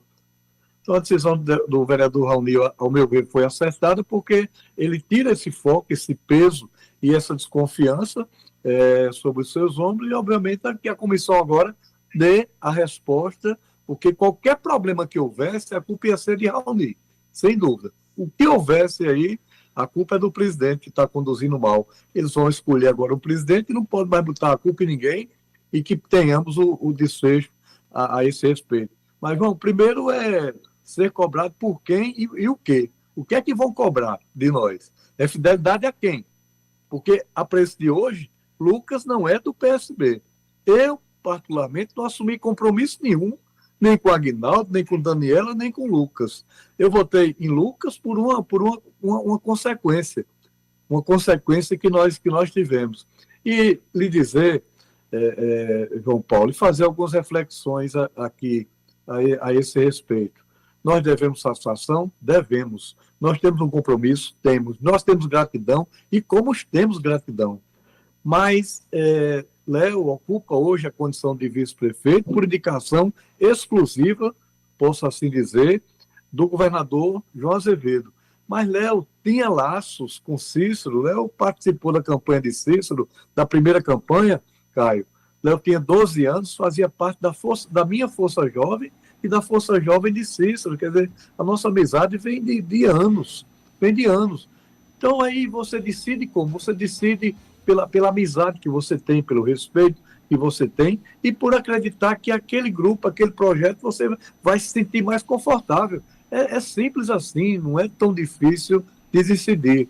Agora, nós sentimos muito pelo governador, mas não adianta Tibério querer vir para a opinião pública e dizer que Lucas faz parte do projeto. Pode fazer parte do projeto, porque até aqui nós chegamos a votar com ele, na condição de vice-governador, não é isso? E outra coisa, Caio, para a reflexão também de todos. Não, mas Aguinaldo chegou no projeto e Lucas em 2020. Não, Aguinaldo chegou em 2020 para receber o nosso apoio, o apoio do governador, o apoio do PSB. E eu faço para reflexão também, para reflexão. Você sabe que o governador ficou numa situação muito difícil, que quase lhe custa a sua reeleição, quando ele teve que optar entre Efraim e Aguinaldo. Não foi entre Efraim e Aguinaldo, não. Foi entre Efraim, Aguinaldo e o prefeito de João Pessoa, Cícero. E aí, naquela ocasião, será que, se não fosse Cícero, o governador teria optado por Aguinaldo? Eu tenho aqui minhas dúvidas, que a gente não pode perder esse ponto de reflexão que julgo ser importante, porque política é momento. O momento agora é de definição, tudo bem, está tudo antecipado. Mas nós só poderíamos ou deveríamos tomar essa decisão quando o governador João Azevedo decidisse, e coincidentemente, o que dá para um, dá para outro, Caio, é que é interessante que a decisão de João tem que ser tomada no mesmo dia da decisão de Cícero, ou seja, até 7 de abril. Cícero tem que renunciar à prefeitura, João tem que renunciar ao governo. Daqui para lá, isso é uma eternidade, muita coisa pode vir a acontecer. E isso serve até para que as pessoas venham se atritar de uma forma prematura, porque só é para tomar essa decisão lá em abril. O governador renunciou, agora vai ser candidato mesmo, vai ter que decidir de que lado fica. Como antecipou, e como eu nunca fiquei em cima do muro, eu fui o primeiro a dizer, a proclamar João Pessoa e a Paraíba, não por Léo, mas por mim, enquanto detentor de cargo público, enquanto agente público, que se tivesse o racha, eu disse aí na CBN, eu acho que tem mais de 60 ou 90 dias que eu falei sobre isso. Então a vida é assim, nós estamos inteiramente confortáveis, sentidos pela divisão, de não poder mais marchar juntos, mas dizendo que não é por nós estarmos fazendo uma opção por Cícero, por ele liderar as pesquisas, que eu ou que alguém do nosso grupo político venha dizer, não, a eleição está definida, está decidida, não está, porque todas as eleições da nossa querida e amada Paraíba, a não ser naquela eleição entre José Maranhão e Gilvan Freire, que foi uma campanha quase como que uma aclamação a Maranhão naquela época. Deputado. Então, não há problema algum, eu só espero que o secretário Tibério encerre com esse assunto, por nós damos como encerrado. Tem que prevalecer, como eu dizia no meu pronunciamento, uma palavra chamada respeito. Respeito à história, respeito à trajetória, respeito ao bom período das nossas vidas que nós convergimos para o bem da Paraíba, para o bem de João Pessoa. Estamos conversando com o deputado Evásio Bezerra. Felipe Nunes. Deputado, ainda sobre a política, o vice-prefeito Léo Bezerra tinha uma expectativa de ter uma audiência com o governador João Azevedo. Essa conversa pessoal já teve, principalmente depois daquele discurso de Léo na posse de Cida Ramos na presidência do PT, em que ele declarou apoio ao governador, mas não fez o mesmo gesto aí ao vice do Estado, Lucas Ribeiro? Felipe, veja bem, Léo, como todos sabem, obviamente é meu filho. Mas Léo tem luz própria hoje, Léo tem um cargo de relevância no município, e mesmo sendo pai, eu não quero me arvorar no direito aqui de chegar e dizer houve ou não houve, ou vai haver. Não, pergunta a Léo, aí você é um cara habilidoso, você vai conseguir arrancar isso de Léo. Eu sei, mas eu quero que você pergunte a Léo. Nós temos que saber que tudo na vida tem limite, inclusive na relação pai e filho. Deputado, e por falar nisso, eu queria mudar de assunto para irmos para as pautas da Assembleia Legislativa da Paraíba, porque recentemente a oposição apresentou uma nova proposta de instalação da CPI do Hospital Padre Zé. Foi o deputado Valber Virgulino, incluindo também agora o programa Tá na Mesa do governo do estado. E o deputado Valber disse que espera o apoio de alguns deputados do governo, porque, segundo ele, há uma insatisfação política de alguns deputados com o governador João Azevedo. Qual a sua avaliação sobre esse pedido? Eu quero saber se o senhor pretende assinar ou não. Olha, eu não posso falar pelos colegas, eu falo por mim. Eu sou um cara que sou muito fiel àquilo que eu acredito. Eu sou governo. Quem está no governo tem o ônus de ser governo e tem o bônus de ser governo. Alguns procuram dissimular isso. Eu nunca. Eu não voto nada contra o governo. Não voto. Foi um projeto que eu acreditei, que faz bem a Paraíba, efetivamente faz bem a Paraíba. Eu acredito e gosto pessoalmente do governador. Repito que somos gratos a ele. Então, eu não me sinto bem em assinar uma CPI, muito embora sabendo que o foco principal dessa CPI, não tenho dúvidas não, é a secretária Pauliane e é o secretário Tibério, eles têm nome. Essa CPI foca principalmente os dois. Mesmo nesse instante, nesse momento, pode haver aí uma divisão, eu proclamo e digo a vocês e a Paraíba que eu não vou assinar. Não é por covardia, não é por nada, é porque eu sou fiel aos meus princípios. Então, se eu sou governo, o Valber faz o papel dele. E eu tenho que fazer e cumprir com o meu papel. Eu não sei quanto tempo nós temos, mas eu posso dar também um furo aí para vocês. Por favor. Um assunto que interessa muito a nossa querida e amada capital. É que todos nós estamos sofrendo, Caio, eu tenho perguntado, e graças a Deus, quando eu questiono agora, muita gente que já me ouviu, tanto aí na CBN quanto em outras emissoras, e quando eu perguntava, até o prefeito Cícero eu perguntei certa vez, qual era a maior avenida de João Pessoa? Aí, não, é a Avenida Cruz das Armas, é o Retorno Manaíra, é das pessoas, mas não é. O nosso principal corredor é a BR-230. A BR-230, ela corta 26 bairros, diretamente 26. E os demais, como Valentina, como Mangabeira, quando eles vêm para deslocamento ao centro da cidade, por exemplo, eles têm que, no mínimo, percorrer um bom trecho da BR-230. E nós estamos sofrendo muito, Caio.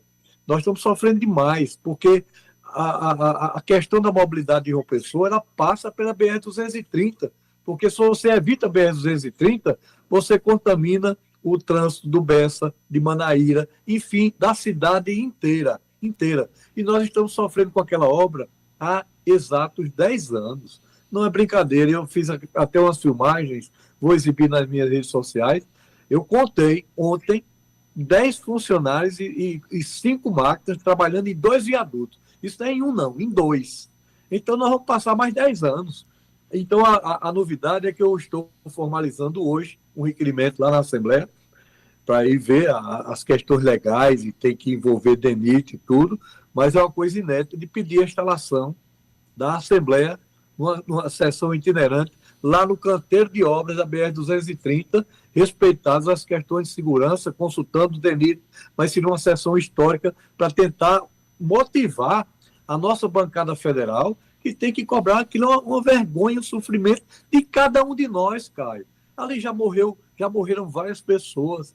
E não é, a gente sabe que uma empresa dessa não pode ser uma empresa de ponta de esquina. O que eu vou querer saber nessa sessão é o que é que está havendo. É falta de recurso? Não pode botar, a empresa não pode botar mais gente, porque se fizer a medição, não tem como pagar. Nós queremos um diagnóstico, saber o que é que existe com relação a isso. Então é furo aí para vocês. Eu estarei protocolando hoje esse pedido de instalação da Assembleia numa sessão itinerante lá em cima de um dos viadutos que estão em execução na BR-230. Deputado, você sabe que nossas fontes aqui falam tudo, né? A gente descobre tudo. Inclusive que hoje é o aniversário do senhor. Então, queria aqui deixar em nome da CBN, né? A gente descobriu aqui que hoje o senhor faz aniversário. Então, obrigado, né? Por, mesmo no seu aniversário, estar aqui conversando conosco, conversando com os nossos ouvintes. Parabéns aqui em nome de toda a equipe. Feliz aniversário, deputado. Tá, muito obrigado. Parabéns. Obrigado. Agradecer aqui de coração e dizer que Eu gosto de conceder entrevista, tudo, mas eu tenho que parabenizar, não é tirando flores, obviamente, mas pelos jovens extremamente capazes e promissores da nossa radiofonia. Não é à toa que vocês integram, tenho certeza, com muito orgulho, para a satisfação das suas famílias e dos seus ouvintes, uma equipe tão sólida que é referência no país inteiro, CBN e o Grupo Cabo Branco. Então, eu fico lisonjeado, agradecido, e não tem dia para trabalhar não, amigo. Eu trabalho diuturnamente, viajando, visitando as bases, reivindicando em favor dos municípios que me dão a honra e a satisfação de representá-los na Assembleia. Vida que segue, é isso, meu agradecimento aqui de coração e sempre à disposição.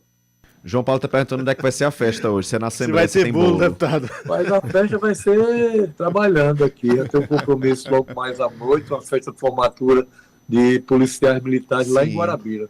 Se quiser, João Paulo, ir para lá, tem janta em Guarabira hoje e eu lhe dou um abraço bem grande de agradecimento. Aí, João, tá convidado. Deputado, muito obrigado. Deputado Hervásio Bezerra conversando conosco aqui. Um ótimo dia e parabéns mais uma vez. Eu renovo meu agradecimento a você, Caio, a Felipe, a João Paulo, enfim, a toda essa equipe brilhante e competente. Fiquem todos com Deus, um grande abraço. Um abraço, bom dia.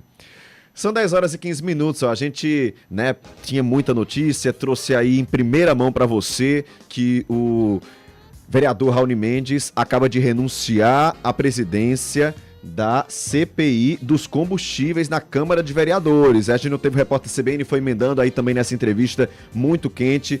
Tem muita informação da política chegando, ou seja, você fica aqui por dentro do que acontece. Seja bem-vindo, ó. Eu vou até dizer, seja bem-vindo à segunda hora que já pegou aí o bonde andando. Segunda hora do CBN João Pessoa. Tem muita notícia, tem muita participação também. Já já a gente vai colocar você, ouvinte, que tá mandando mensagem no 981324088. E aí, João, a gente falava agora há pouco sobre PEC da blindagem, sobre a urgência da anistia, como é que isso ia chegar ao Senado e como é que votariam os senadores paraibanos.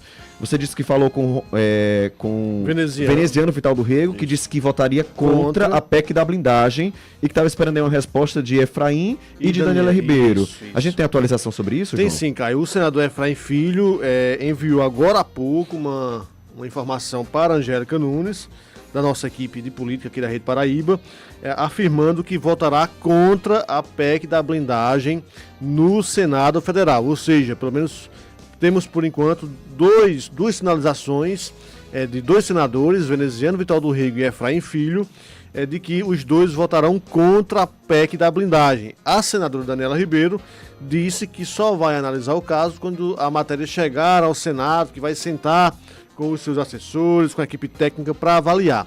Sinceramente, viu, Caio? Francamente, não há o que avaliar nesse caso.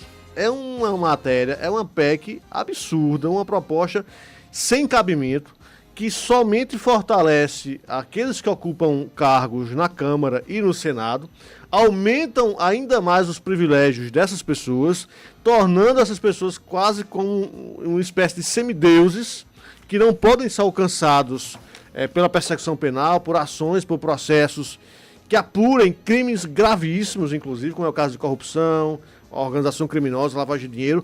Enfim, eu não sei o que mais é necessário para se posicionar com relação a esse tema, porque é muito claro, é você fazer uma escolha entre privilegiar ainda mais deputados e senadores, que já têm diversos privilégios no Brasil, ou você não fazer esse movimento. A decisão é essa, é você estar ao lado do interesse público e não retroagir e não retroceder com relação ao combate à corrupção, ou você estará ao lado do Congresso, dos deputados e dos senadores, no sentido de dar a eles uma blindagem diante dessas investigações todas que nós acompanhamos todos os dias. Ainda, para registrar, Caio, uma outra informação sobre essa questão da CPI dos combustíveis aqui em João Pessoa. Eu dizia isso quando houve o questionamento na última sessão, na primeira sessão da CPI. O vereador Raoni Mendes não tinha mais condições políticas de permanecer na presidência da comissão.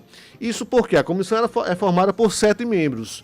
5 dos 7 eram contrários à permanência dele na presidência. Ora, como é que você vai presidir, você vai conduzir os trabalhos de uma comissão onde a maioria esmagadora é contra a sua permanência, é contra a sua condução no que se refere aos trabalhos lá dessa comissão? Não havia mais condições políticas para que ele permanecesse, até acerta ao renunciar, até concordo com o Hervásio quando ele diz isso, porque se permanecesse, se forçasse a barra, todas as falhas, todos os equívocos, todos os erros que fossem cometidos no decorrer desse processo recairiam sobre a figura de Raoni Mendes. Isso do ponto de vista político, né? Haveria esse discurso, a possibilidade de construção dessa narrativa, desse discurso. E aí, talvez, se antecipando um pouco dentro desse cenário adverso, ele acabou renunciando e deixando o cargo de presidente lá na Comissão Parlamentar de Inquérito. A gente, inclusive, está em contato, né, Felipe Nunes, com o vereador Raoni Mendes. Exatamente, Caio. Para o nosso ouvinte que chega agora para nos acompanhar, o vereador Raoni Mendes anunciou sua renúncia à presidência da CPI dos combustíveis da Câmara Municipal de João Pessoa, e é com ele que a gente conversa a partir de agora. Bom dia, vereador. O senhor está na Câmara nesse momento. Diga aqui para o nosso ouvinte, para a nossa audiência, por que o senhor tomou essa decisão de sair, de renunciar à presidência da CPI dos combustíveis aqui na capital. Bom dia. Eu disse no início, bom dia a todos vocês, João Paulo, Caio. Bom dia. E Felipe. Né? Eu disse no início, quando assinei o requerimento de CPI, que não daria palanque político. Houve hoje o parecer da Procuradoria dando favorável à minha permanência na presidência, porque foi regimentar o processo inteiro. Eu fui indicado pela líder da maioria, mas percebendo que os atores iniciais desse processo queriam montar um palco de vaidades, um palco político, e queriam uma CPI para chamar de sua, não me cabe. Se não for para levar a sério, não me cabe. Então, que eles toquem a CPI da forma como eles imaginam, como eles querem, eles façam da melhor forma. Eu demonstrei a imparcialidade visitando o Ministério Público, pedindo a reunião para fazer a indicação de uma promotoria para acompanhar. Depois, fiz um cronograma de trabalho, entreguei aos colegas, levei a sério. E na primeira reunião, eu sou acharcado por um grupo conduzido por 2 vereadores, a assinatura de 5 vereadores pedindo a revogação da minha nomeação. Então, assim, não me cabe porque eu vi que aí passava do bom senso permanecer onde eu não sou, onde não me querem, principalmente se eu quero levar a sério. Se eles não querem, paciência. Vereador Felipe Nunes aqui, nesse ofício encaminhado à mesa diretora, que o senhor também me enviou, o senhor afirma que renuncia aí, com efeitos imediatos, à função de presidente da CPI dos combustíveis. Mas essa renúncia também é na participação da CPI, então o senhor não compõe mais a CPI. Não. Eu espero agora que o líder da maioria conduza e encontre uma pessoa para conduzir a presidência. Ô vereador, e o que o senhor espera agora que possa acontecer com os trabalhos? A sua saída vai provocar o que nesse debate na Câmara Municipal? Tem um prazo? O que acontece a partir de agora para que o nosso ouvinte possa entender? Eu acredito que agora o presidente encaminha ao líder da maioria, ao Dom Bezerra. O Dom Bezerra designará um novo presidente com a maioria para ser nomeado. E a partir da quarta-feira, com o vereador Tarcísio, né, que é o relator, possa iniciar os trabalhos. Eu não queria perder tempo. Quando eu abri uma sessão na segunda-feira e fui surpreendido por um grupo de vereadores que não queria dar andamento e sim paralisar por causa de minha pessoa, então paciência. O senhor fica magoado, restam mágoas em relação a esse processo? Talvez a minha fala tenha passado isso para cada um de vocês, mas de pronto eu quero dizer aquilo que hoje de manhã até postei. Onde houver ódio, que eu leve amor. Onde houver ofensa, que eu leve perdão. Então, essa oração de São Francisco já me acompanha há algum tempo e é assim que eu vou me conter. Existem rusgas, é natural, existem diferenças, mas vamos construir aí agora o trabalho por João Pessoa, que é o que importa. Vereador Raoni Mendes, muito obrigado pela participação aqui na CBN. Um ótimo dia para o senhor. Agradeço a você, Caio, Felipe, João Paulo. Deus abençoe. Tudo de bom para vocês.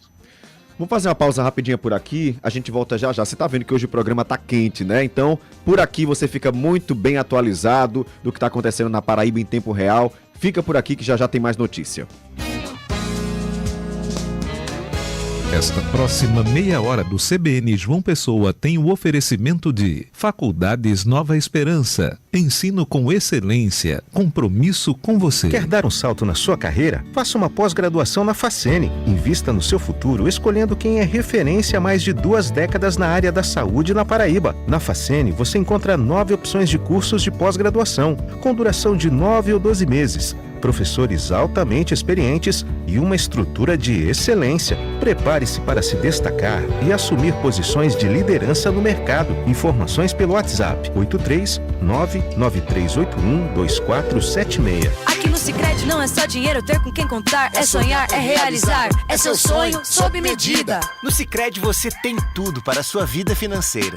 Conta corrente, cartões, investimentos e muito mais. É atendimento próximo de verdade no app, no Zap ou na agência.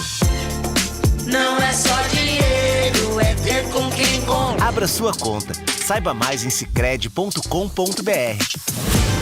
É ter com quem conta. CBN João Pessoa. Oferecimento Faculdades Nova Esperança. Ensino com excelência. Compromisso com você.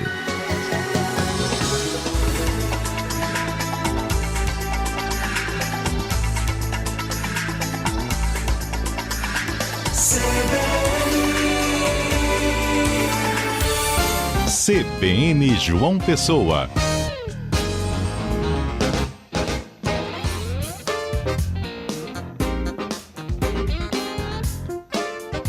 São 10 horas e 25 minutos. Aproveitar esse tempinho antes do Repórter CBN para conversar com você, ouvinte que está participando, mandando sua mensagem lá no nosso WhatsApp, que é o 981324088. Tem muitos áudios, mensagens. Vou então colocar aqui para a gente ouvir nossos ouvintes também.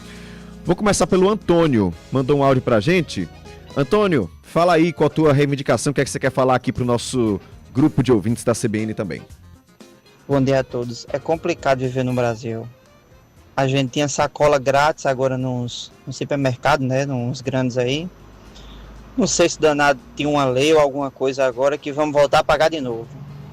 É complicado, viu? É complicado viver no Brasil desse jeito. Cadê os deputados? Cadê os vereadores? Cadê a classe política? Que o pobre, o assalariado é só aumentando a carga em cima dele. Agora eles vão vender sacola grande, né? Como já vender aquelas sacolas maiores, né? E aquelas outras que são com material diferenciado. Eita, Brasil, velho. Vamos embora. Cadê a classe política? Para ajudar o povo. Bom dia a todos da rádio. Valeu, Antônio. Também tem o Júnior aqui participando. Fala aí, Júnior. Bom dia, Caio, Ismael. E bom dia a todos ouvintes do CBN João Pessoa. Caio, é Júnior do bairro do Rangel, Caio, e eu venho aqui salientar um assunto em relação ao PASEP do Estado, que está programado para as consultas começarem agora, dia 5 de outubro. O que é que eu venho reivindicar a Receita do Estado? Que façam como fez da última vez, o PASEP, o Ministério da Fazenda, depositou nas nossas contas. Eu recebi pelo Bradesco. Eu sou funcionário público, então caiu na minha conta do Bradesco. Então, eu não sou o credor lá do Banco do Brasil. Então, eu vou ter que ir no Banco do Brasil para sacar. Se pode muito bem, como fez o ano passado, foi depositado na minha conta.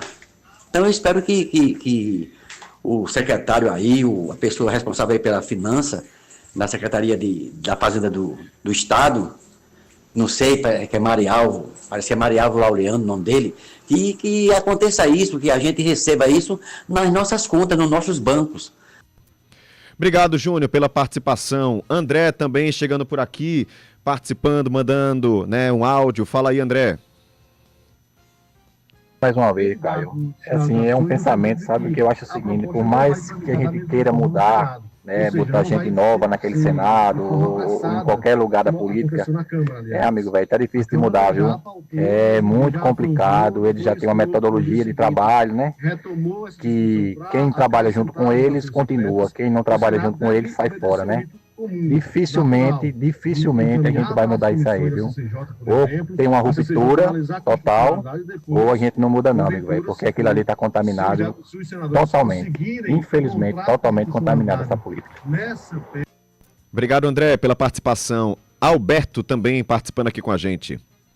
Bom dia, Caio, bom dia, João, bom dia a todos da CBN, João Pessoa. Eu estou indignado com tudo isso que está acontecendo no Congresso com nossos parlamentares, né? Lamentável tudo isso que eles estão fazendo.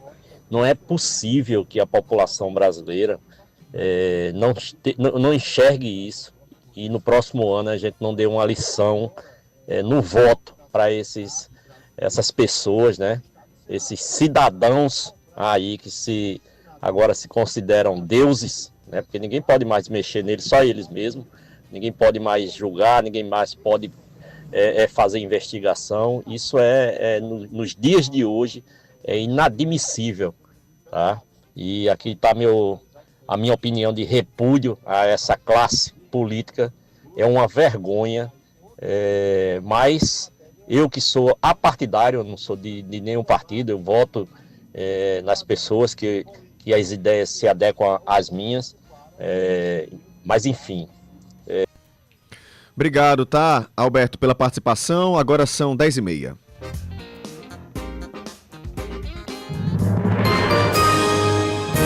Repórter CBN.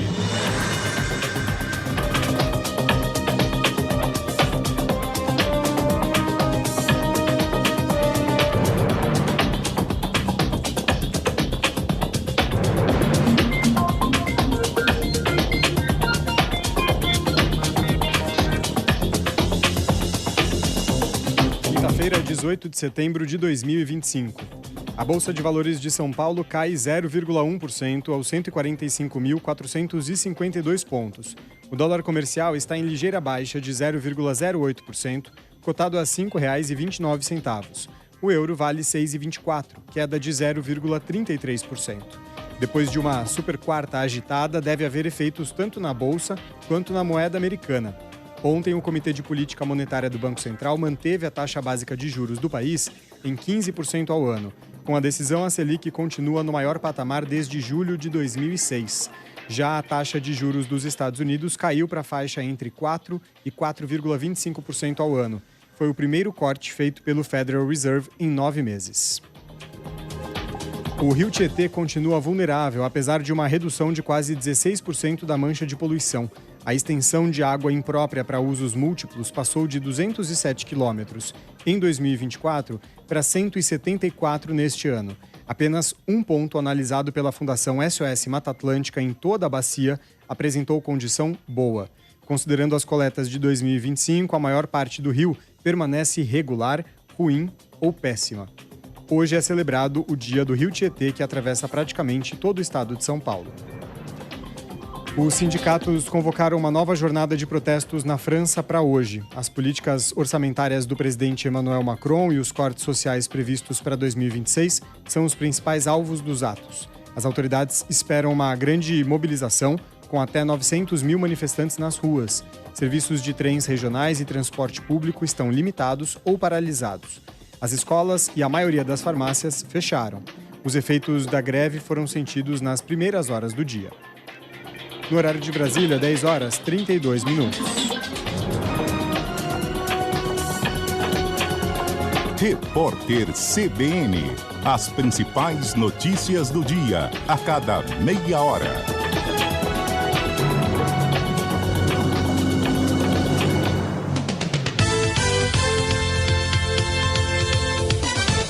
Esta última meia hora do CBN João Pessoa teve o oferecimento de Faculdades Nova Esperança. Ensino com excelência. Compromisso com você. Quer dar um salto na sua carreira? Faça uma pós-graduação na Facene. Invista no seu futuro escolhendo quem é referência há mais de 2 décadas na área da saúde na Paraíba. Na Facene, você encontra 9 opções de cursos de pós-graduação, com duração de 9 ou 12 meses. Professores altamente experientes e uma estrutura de excelência. Prepare-se para se destacar e assumir posições de liderança no mercado. Informações pelo WhatsApp 83993812476. Mês do cliente Edifarma. Muitas ofertas com praticidade que você já conhece e, claro, com o menor preço. Dermocosméticos para sua beleza, produtos de imunidade para proteger toda a sua família e tudo para o cuidado especial com seu bebê. E mais, serviços de saúde como vacinas, exames rápidos e aferição de pressão com a praticidade que encaixa na sua rotina. Confira as ofertas na Edifarma mais próxima de você. Mês do cliente Edifarma. Conta com a gente. Sala Macro XE da Cinépolis. A maneira de viver o cinema intensamente.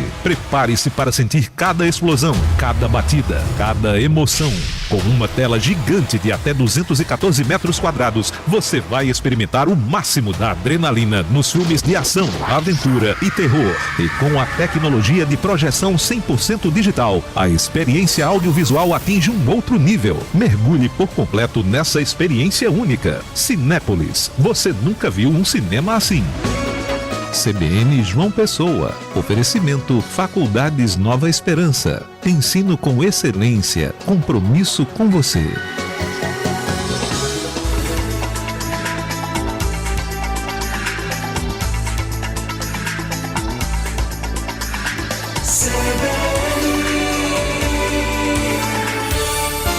CBN João Pessoa.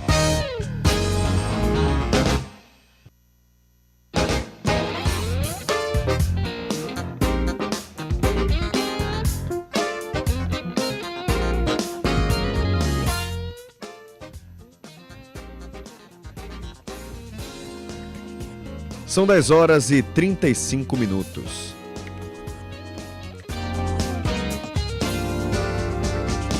Nosso assunto a partir de agora é o retinoblastoma, que é um tipo raro de câncer ocular que afeta principalmente crianças pequenas e que pode ser identificado ainda nos primeiros meses de vida. É um exame, bem simples, rápido, conhecido como teste do olhinho, que é fundamental, inclusive, para o diagnóstico precoce, pode salvar vidas e preservar, claro, a visão dessa criança, desse bebê, né? Então, para explicar a importância desse teste, tirar dúvidas sobre o retinoblastoma, nós conversamos a partir de agora com o médico oftalmologista Oswaldo Travassos de Medeiros, que é membro emérito da Sociedade Brasileira de Oftalmologia e professor titular de oftalmologia da UFPB. Doutor Oswaldo, seja muito bem-vindo aqui à CBN, muito obrigado por aceitar esse convite e conversar aqui conosco. Bom dia, uma satisfação muito grande estar aqui novamente com vocês e parabenizar em vocês estarem com essa preocupação com a saúde e, sobretudo, com um assunto de grande relevância mundial até. O retinoblastoma é um tumor que acontece na criança até a faixa etária dos 3 anos de idade. De fácil detecção depois que começou o chamado teste do olhinho, que eu fico muito a cavalheiro de falar sobre ele, porque em 1980, num congresso de prevenção da cegueira em Belo Horizonte, eu transformei uma câmera de filmar. Na época se usava a Super 8, não era ainda a época do videocassete, só depois. E como eu sei que vocês aqui também têm imagens, eu trouxe essa curiosidade. Você pode mostrar aqui para essa câmera aqui, ó. Aqui, ó. É essa aqui. É uma câmera Super 8. Eu fiz uma modificação nas lentes e um jogo de espelho que virou moda de se dizer, hoje já se pode filmar um parto. Com isso aqui eu apresentei num congresso de prevenção da cegueira nacional, teve uma repercussão muito grande, em que eu disse, não só filmo o parto, como ao focar no olhinho do recém-nascido, a pupilinha é para aparecer vermelha, como aqui nós estamos mostrando. Essa pupilinha vermelha significa que não há obstáculo na passagem da luz até chegar na retina. Mas existem casos que uma criancinha pode nascer e, ao invés de ter a pupilinha vermelha, ela aparecer branca. Pode ser uma catarata congênita, mas aqui é onde está, e muitas vezes descobrirmos precocemente um tumor, que é o retinoblastoma. Na detecção desse tumor, as providências são tomadas de imediato, muitas vezes até salvando a vida da criança, e foi matéria de muita repercussão. Até hoje eu já tive algumas homenagens sobre esse assunto. De 1980 para cá, passou a ser usado em vários estados, alguns até como lei, e as maternidades fazem de rotina. Foi matéria da época publicada na revista Veja, em que aqui eu apareço muito jovem, ainda e mostrando a maneira de como isso ser detectado. Aí houve a publicação nos anais do Congresso e, desta forma, o assunto passou cientificamente a ser bastante conhecido, porque aqui está o trabalho que está nos anais. É uma patologia, como eu falei, muito frequente até os 3 anos de idade, mas olhe, hoje em dia, sem necessidade de como eu fabriquei essa câmera praticamente, o oftalmoscópio é um aparelhinho que todo oftalmologista tem, e eu estimulo, inclusive, os pediatras e quem está em sala de parto a saber fazer uso dele. Já proferi várias palestras sobre esse assunto, e hoje, quando a criancinha nasce, na sala de cirurgia de parto, o pediatra ou o obstetra mesmo foca no olhinho e vê se a criança nasceu com alguma alteração da transparência. A gente chama de teste do olhinho ou do clarão pupilar, porque a gente vê a pupilinha vermelha. Até 3 anos, como eu falei, mas no nascimento já pode acontecer. E tem fator hereditário no meio. Eu aqui particularmente, muito curiosamente, aqui em João Pessoa, eu tenho, na década de 70, atendi uma mocinha que tinha retinoblastoma. Essa paciente teve uma filha que, por sinal, teve retinoblastoma, e a neta da primeira, portanto, já a 3ª geração praticamente, eu a acompanho. É uma moça já de uma certa idade, mas ela ficou bem resolvida. É uma incidência grande, olha, de 400 a 600 casos é descrito na literatura anual no Brasil. E há uma percentagem dos cânceres em geral, na infância, de 2,5% a 4%. É dito que em cada 17 mil nascimentos vivos, um seja portador de retinoblastoma. De modo que é muito fácil de ser detectado, e nas criancinhas que havendo qualquer dúvida se foi feito o exame na maternidade, ela pode procurar o oftalmologista e sem ter, assim, de dizer, não, tem que ser nos primeiros 8 dias do nascimento. Não. Mesmo um pouquinho depois, o importante é que a criança passe pelo exame, porque quando fazemos o exame do olhinho, o teste do clarão pupilar vermelho, a gente também examina outras coisas da criança. Às vezes a criança tem um estrabismo congênito, ou nasceu com uma miopia muito alta. Hoje a gente já detecta, até no recém-nascido, o grau que uma criança tem. Houve muito avanço na detecção dos defeitos ópticos do olho, e eu digo mesmo que a oftalmologia é uma das ciências médicas bastante beneficiada com a tecnologia. O senhor falou aí do retinoblastoma, que ele pode aparecer até os 3 anos, ou em criança até aos 3 anos. Ou seja, isso pode acontecer dela fazer o testezinho ali, o médico fazer o teste no recém-nascido, e depois esse câncer aparecer, o que é que seria sinal de alerta para os pais, ou não tem alerta, tem que levar no oftalmo com frequência? Perfeitamente. A criança, não tendo nada no nascimento, mas pode até os 3 anos, né?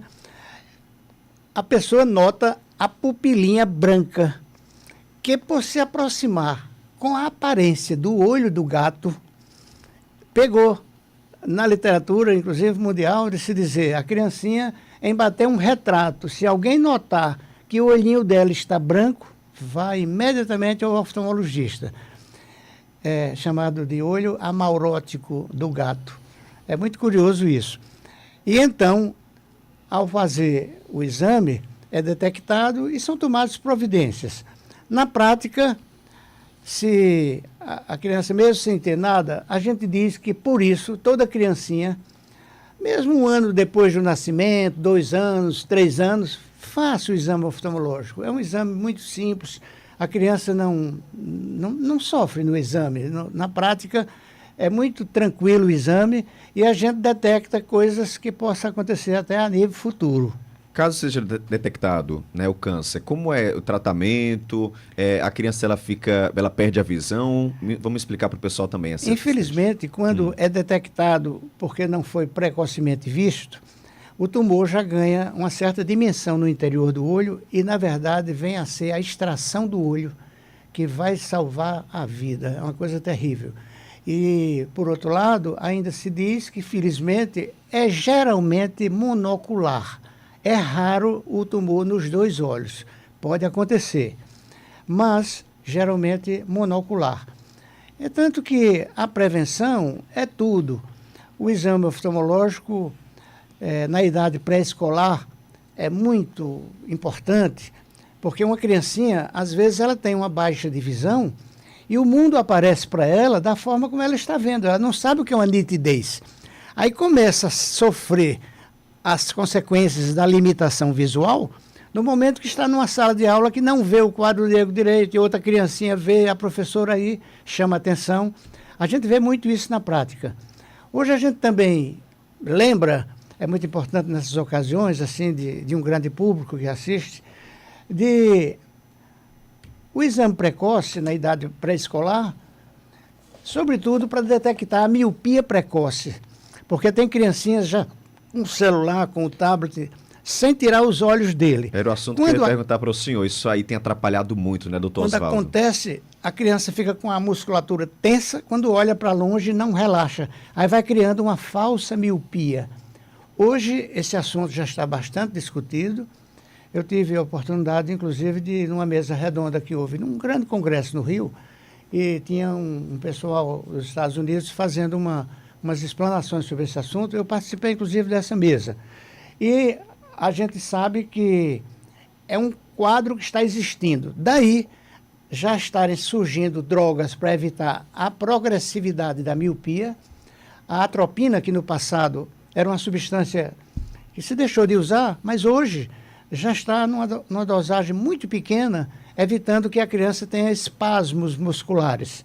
E para evitar a própria atropina, já também está existindo uma lente para óculos, que ela tem graus diferentes entre o centro e a periferia, porque foi provado que a lente também de miopia, e nesse uso exagerado da visão de perto, quando a parte periférica da lente tem um grau diferente da central, evita mais essa progressividade da miopia. Isso já está sendo bastante estudado e estatisticamente de muita relevância. E o que é que os pais podem fazer, né? É claro que hoje a gente está inserido nesse mundo digital, as crianças muito novas estão tendo acesso a telas, mas existe uma idade que a criança não deveria estar ali com aquele acesso? A partir de que idade isso? Até os 4 anos seria ideal não mexer. Mas ideal, a gente vê demais, sabe? E se a criança não pode fugir dessa observação, que não passe de meia hora de ficar sendo olhado, porque a aplicação visual, além de meia hora, ela força muito a convergência. E tem crianças, se por acaso tiver hipermetropia, um defeito óptico, ela pode, de tanto esforço, às vezes virar um estrabismo. Tanto que tem o estrabismo chamado acomodativo, que é aquela criancinha que quando, de tanto aplicar a visão de perto, um olhinho entra. Isso tem os pais que prestaram atenção. E é muito interessante isso. A gente está falando das crianças, mas os adultos também têm a visão prejudicada, doutor, com a tela? Tem, depois de não assim que tenha, como se fala muito, as telas têm uma luz azul. Não, ela tem, na verdade, um comprimento de onda do azul, mas muito milimétrico. Ninguém vai ficar com o olho encostado da tela. A luminosidade que a gente valoriza muito para as pessoas terem cuidado é com a solar, porque tem o infravermelho e o ultravioleta. As lentes chamadas oftálmicas, as lentes para óculos, elas já, isso aí inclusive já é lei, elas têm que sair de fábrica com um filtro para esses comprimentos de onda. E dessa forma as pessoas se protegem mais. Porque hoje em dia tem se falado bastante numa das causas de baixa de visão do adulto mais idade, chamada degeneração macular relacionada à idade. Sim. É que durante a vida, essas pessoas se expuseram muito ao sol. E esses raios tornaram-se nocivos. e dá uma degeneração. Aí a pessoa começa a olhar para o rosto de uma pessoa e, ao invés de ver os detalhes do rosto, vê uma mancha na frente. Tem outras causas que também produzem isso, mas o mais comum tem sido a degeneração macular relacionada à idade. Então tá aí, o sol também, viu? Prejudica muito. E não adianta também comprar, né, doutor, um óculos ali num lugar que você sabe que os óculos não são de qualidade. Você compra, às vezes, no meio da rua, não vai ter a proteção correta. E né? mesmo que, por acaso, a pessoa está viajando, achou bonito um óculos, comprou, levar para o oftalmologista, olhar se ele tem os filtros. Hoje em dia, os aparelhos que a gente rotineiramente mede o grau dos óculos para saber se está igual à receita, Sim. Hoje os aparelhos já dizem quanto por cento tem ou não tem de filtro. E a gente, às vezes, tem um óculos que está perfeito, o grau certinho, e a gente diz, olha, essa lente não é de boa qualidade. E a gente tem meios de como fiscalizar isso.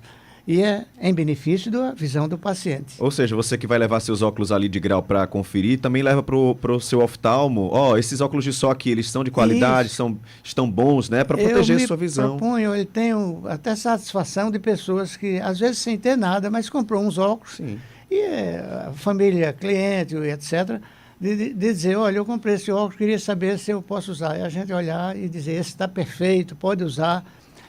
E é muito interessante isso. Estamos conversando com o médico oftalmologista Dr. Oswaldo Travassos de Medeiros. Dr. Oswaldo, tem duas perguntinhas aqui de ouvinte para a gente encerrar, que sei que o tempo do senhor é bem corrido. Com muita satisfação. Tem aqui nosso ouvinte, que é o Odaí. Ele fala o seguinte, eu queria saber se eu poderia refazer a cirurgia de cataratas no meu olho, que faz mais de um ano que foi cirurgiado, mas a visão não está legal. Há certos embaraços nas letras quando estou lendo. Tem um prazo para refazer essa cirurgia ou teria que realmente analisar de perto o caso? Quando é feita uma cirurgia de catarata, é implantada uma lente para substituir a natural que foi retirada. E essa lente que é implantada, ela tem um cálculo prévio. A gente utiliza um ultrassom para medir o comprimento do olho. E o software, inclusive, a gente diz quanto quer que fique. Se a gente disser, eu quero que não use óculos depois da cirurgia, ele diz qual é o grau daquela lente. Mas por um motivo qualquer, até por um processo cicatricial, que a pessoa, por acaso, fique com algum residual de grau, se não tiver doença retiniana ou um glaucoma, que é o olho com pressão alta, pelo simples fato da cirurgia de catarata, é de se admitir que a visão fique normal. Tudo antes, a gente já sabe do que vai acontecer. A gente pode fazer uma cirurgia de catarata de um paciente que tem uma lesão de fundo de olho e a gente dizer, olha, sua visão vai ficar igual a antes de ter a catarata. Do que ela já era um pouquinho menos, vai continuar menos, porque é a outra lesão responsável. Mas em torno de o paciente ser beneficiado, a gente diz que sempre tem algum meio de como, mesmo numa cirurgia que foi feita de catarata, de ter alguma coisa que ainda possa melhorar a visão dele. Isso sempre é comum. Então procurar aí o seu oftalmologista, tal daí. E tem a Irene, eu acho que é uma curiosidade que ela está perguntando aqui, que ela fala o seguinte, pergunta se é normal os olhos mudarem de cor conforme a roupa que usa. Isso acontece, Não, doutor? pode haver reflexo, mas não que não vai mudar a cor, né? Que mude, porque a cor do nosso olho é dada por uns pigmentos que nós temos na íris. A íris é essa parte que dá a cor do olho. Quando existe pouquíssimo pigmento, os olhos da pessoa são claros. No passado, quando a cirurgia de catarata se manuseava mais, esse manuseio fazia perder pigmentos. Então, às vezes, a pessoa operava uma catarata e ficava de olho azul. Aí operava o outro olho e ficava igual.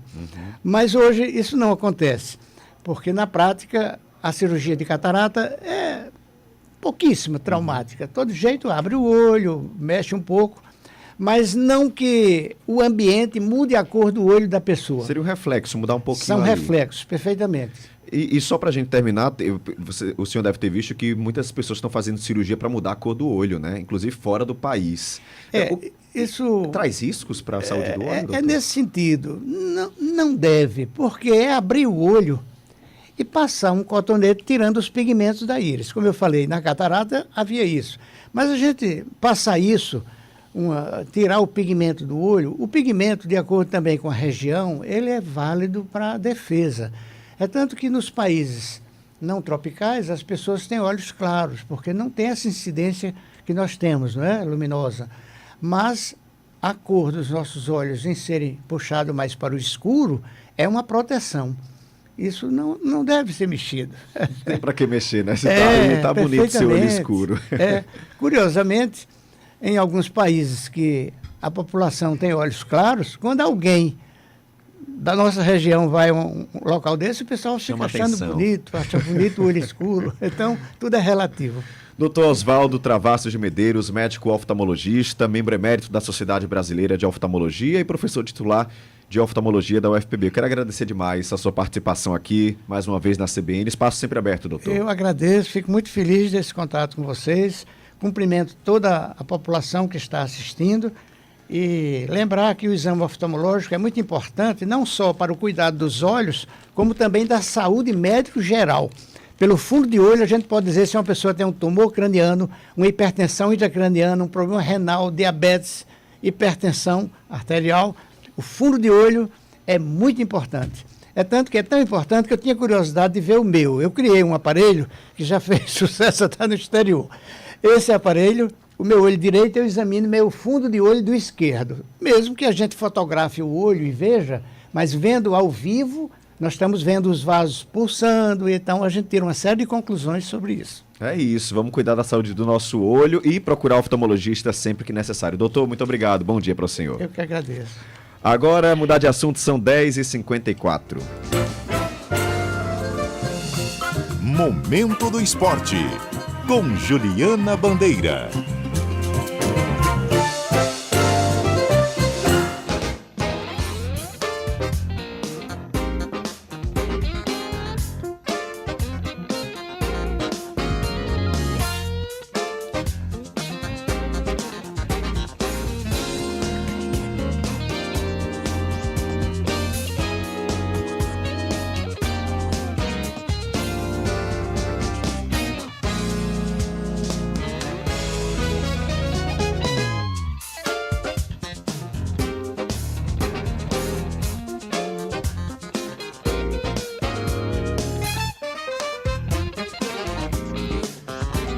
Juliana Bandeira, muito bom dia para você.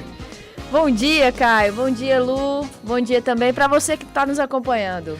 Ju, vamos falar de esporte. Vamos começar então, falando de vôlei de praia. Isso, vôlei de praia. O primeiro dia de disputas do circuito mundial foi ontem, lá na arena montada no Busto de Tamandaré, que você, tenho certeza absoluta, já deve ter passado por lá. Se não passou ainda, precisa passar, porque é um senhor evento, tá? Uma estrutura muito bacana com mais de 3.000 lugares. Então, tivemos ontem lá alguns dos brasileiros já em quadra, né? Pela manhã rolou o Qualify, que é, digamos assim, a divisão de acesso ao torneio principal, né?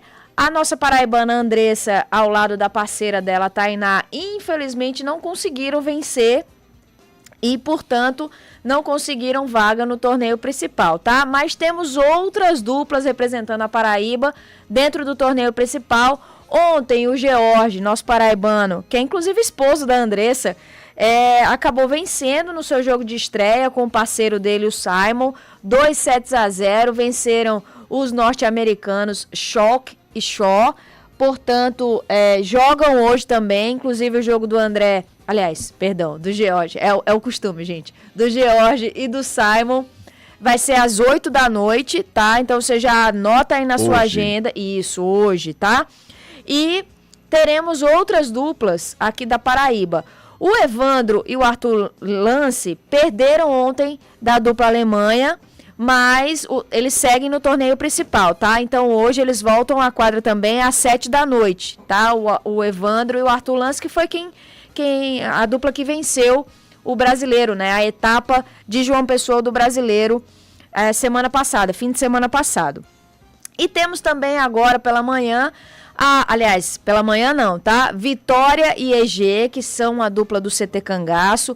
A Vitória é carioca, mas mora aqui há 4 anos. Trouxe a parceira dela, a EG, que é cearense, mas tá morando aqui há 1 ano também. Elas vão entrar em quadra à 1 da tarde. Mas são 13 duplas brasileiras em quadra hoje. Muita gente bacana, muita gente boa, com muita habilidade para a gente torcer, dar uma força lá na arena. Ah, Juliana, como é que eu entro?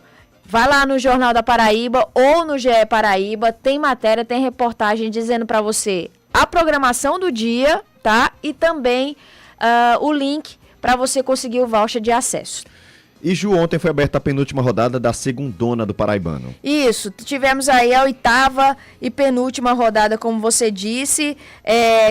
O nosso no Jornal da Paraíba transmitiu de forma gratuita, como sempre, né? Como você já está acostumado, Spartax e Sabugi. E vou te dizer, viu, o Sabugi teve 2 pênaltis a seu favor e ainda assim não conseguiu reverter, tá? Inclusive, o Malaquias, o presidente do Sabugi, disse que alguma coisa sobrenatural está acontecendo com o Sabugi, porque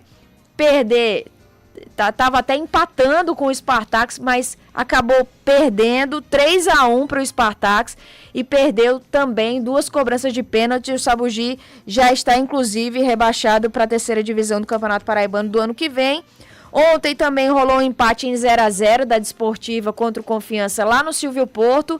E deixa eu dar o destaque aqui importante para a torcida do Azulão do Brejo, a torcida da Desportiva Guarabira, que esteve lá presente, fazendo muito barulho para a Desportiva Guarabira. Conquistou esse pontinho dentro de casa. E aí, com esse ponto, a Desportiva está empatado, vice-líder da segundona, com 15 pontos, empatado com o Miramar.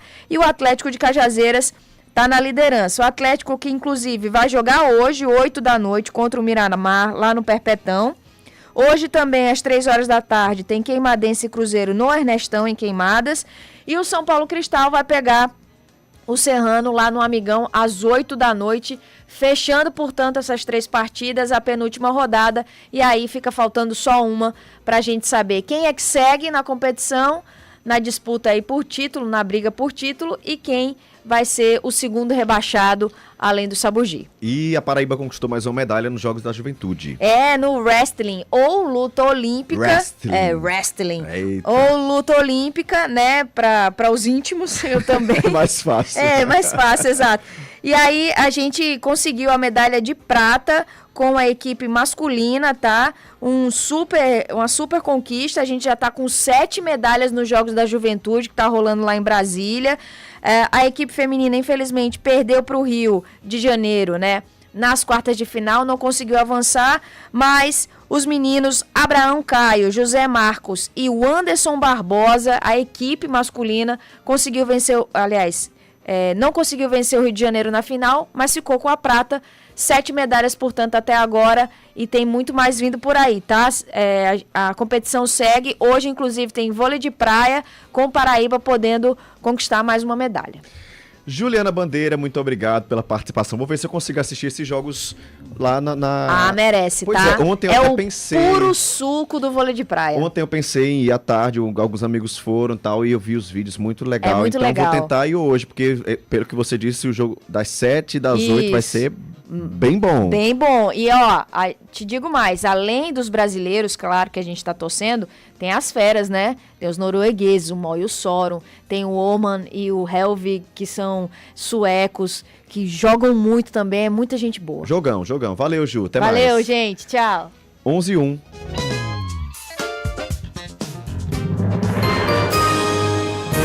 Repórter CBN.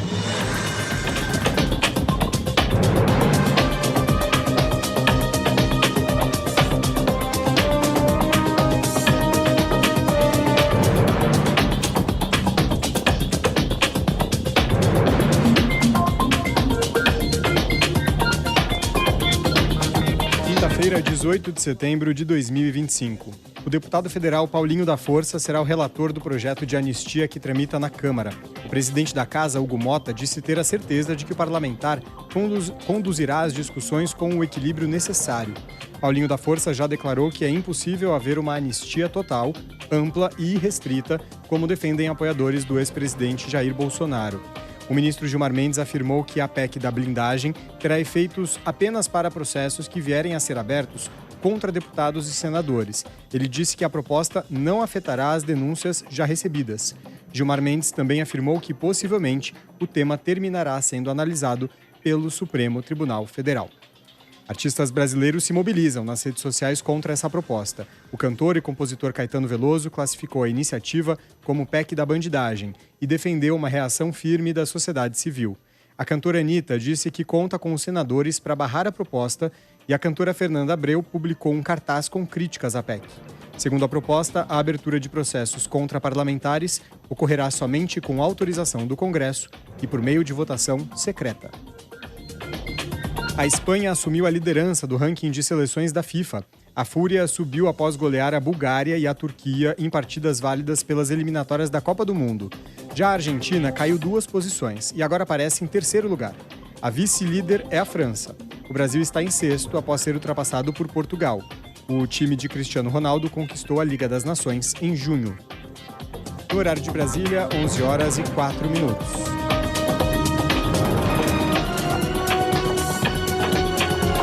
Repórter CBN. As principais notícias do dia, a cada meia hora.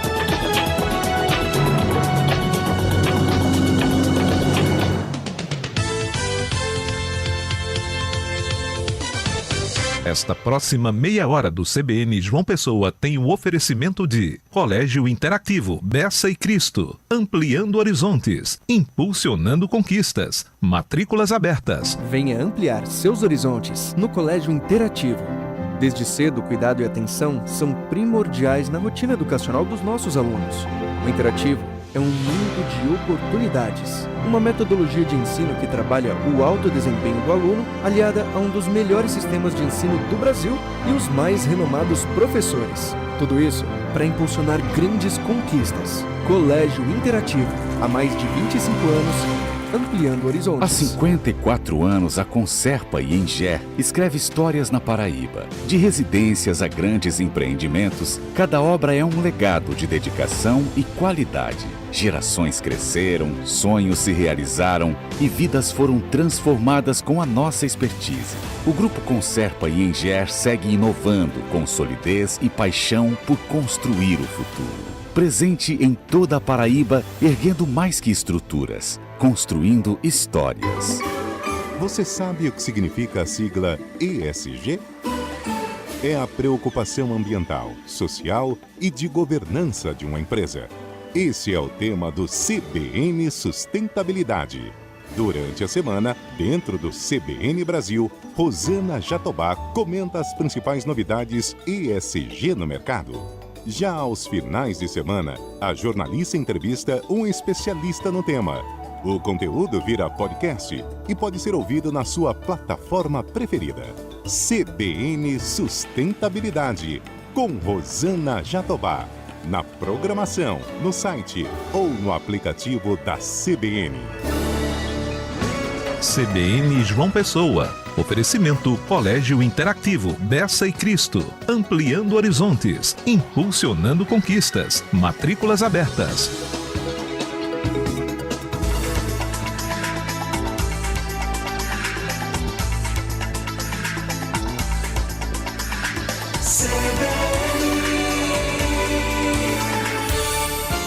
CBN João Pessoa.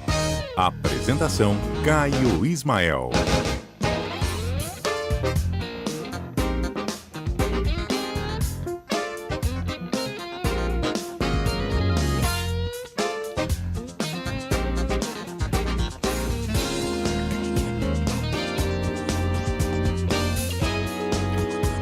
CBN João Pessoa na área, são 11h07. De volta com o programa de notícias das suas manhãs, aqui na 101.7 FM. Feliz demais em estarmos juntos nesse finzinho de manhã, já na preparação para o almoço, né? Você que está chegando agora, seja muito bem-vindo, seja muito bem-vinda. Ainda tem 1 hora de programação local aqui para a gente debater os temas tão importantes para a nossa vida, sempre ouvindo você aí do outro lado. Espaço aberto lá no nosso WhatsApp 981324088. Na verdade, aqui no nosso WhatsApp, né? Porque eu tô com ele aberto, vou conversando diretamente com você, lendo as mensagens, colocando os áudios também. Lembra que você pode nos ver, nos assistir no YouTube. É só acessar nosso canal CBN Paraíba, tem transmissão em vídeo por lá também. Antes de seguir com a notícia, eu quero deixar um abraço para o Vando, que mandou aqui: bom dia, meu amigo, hoje é o aniversário do meu filho Emerson Andrade, completa 19 anos, manda parabéns. Emerson, rapaz, parabéns para você, viu? Obrigado aí, Vando, também pela participação, parabéns, muitos anos de vida aqui em toda a equipe da CBN, um abração para você. O No, lá do Valentina, também na escuta da CBN. Luiz Brilhante também participando aqui com a gente. Quem mais? Rafael Jaburu, ele colocou uns vídeos aqui de muito lixo. E aí ele falou: Caio, tô enviando essas fotos para você, para o pessoal mostrar. Isso na data de hoje. Lá em Lucena, nada funciona. Os moradores de Camaçari foram jogar o lixo na porta da prefeitura, porque hoje as ruas amanheceram com lixo. Enfim, na verdade, isso não está acontecendo de hoje em Lucena. É bom a gente falar sobre isso, porque Guilherme Bezerra trouxe mais cedo, falando sobre como as prefeituras gastam muito com limpeza urbana, e a gente vê exemplos como o de Lucena, que passa, às vezes, semanas sem recolher lixo, né? Então tá aqui, o pessoal lá de Camaçari, sem aguentar, recolheu o lixo e jogou na porta da prefeitura. É preciso fazer isso para chamar a atenção.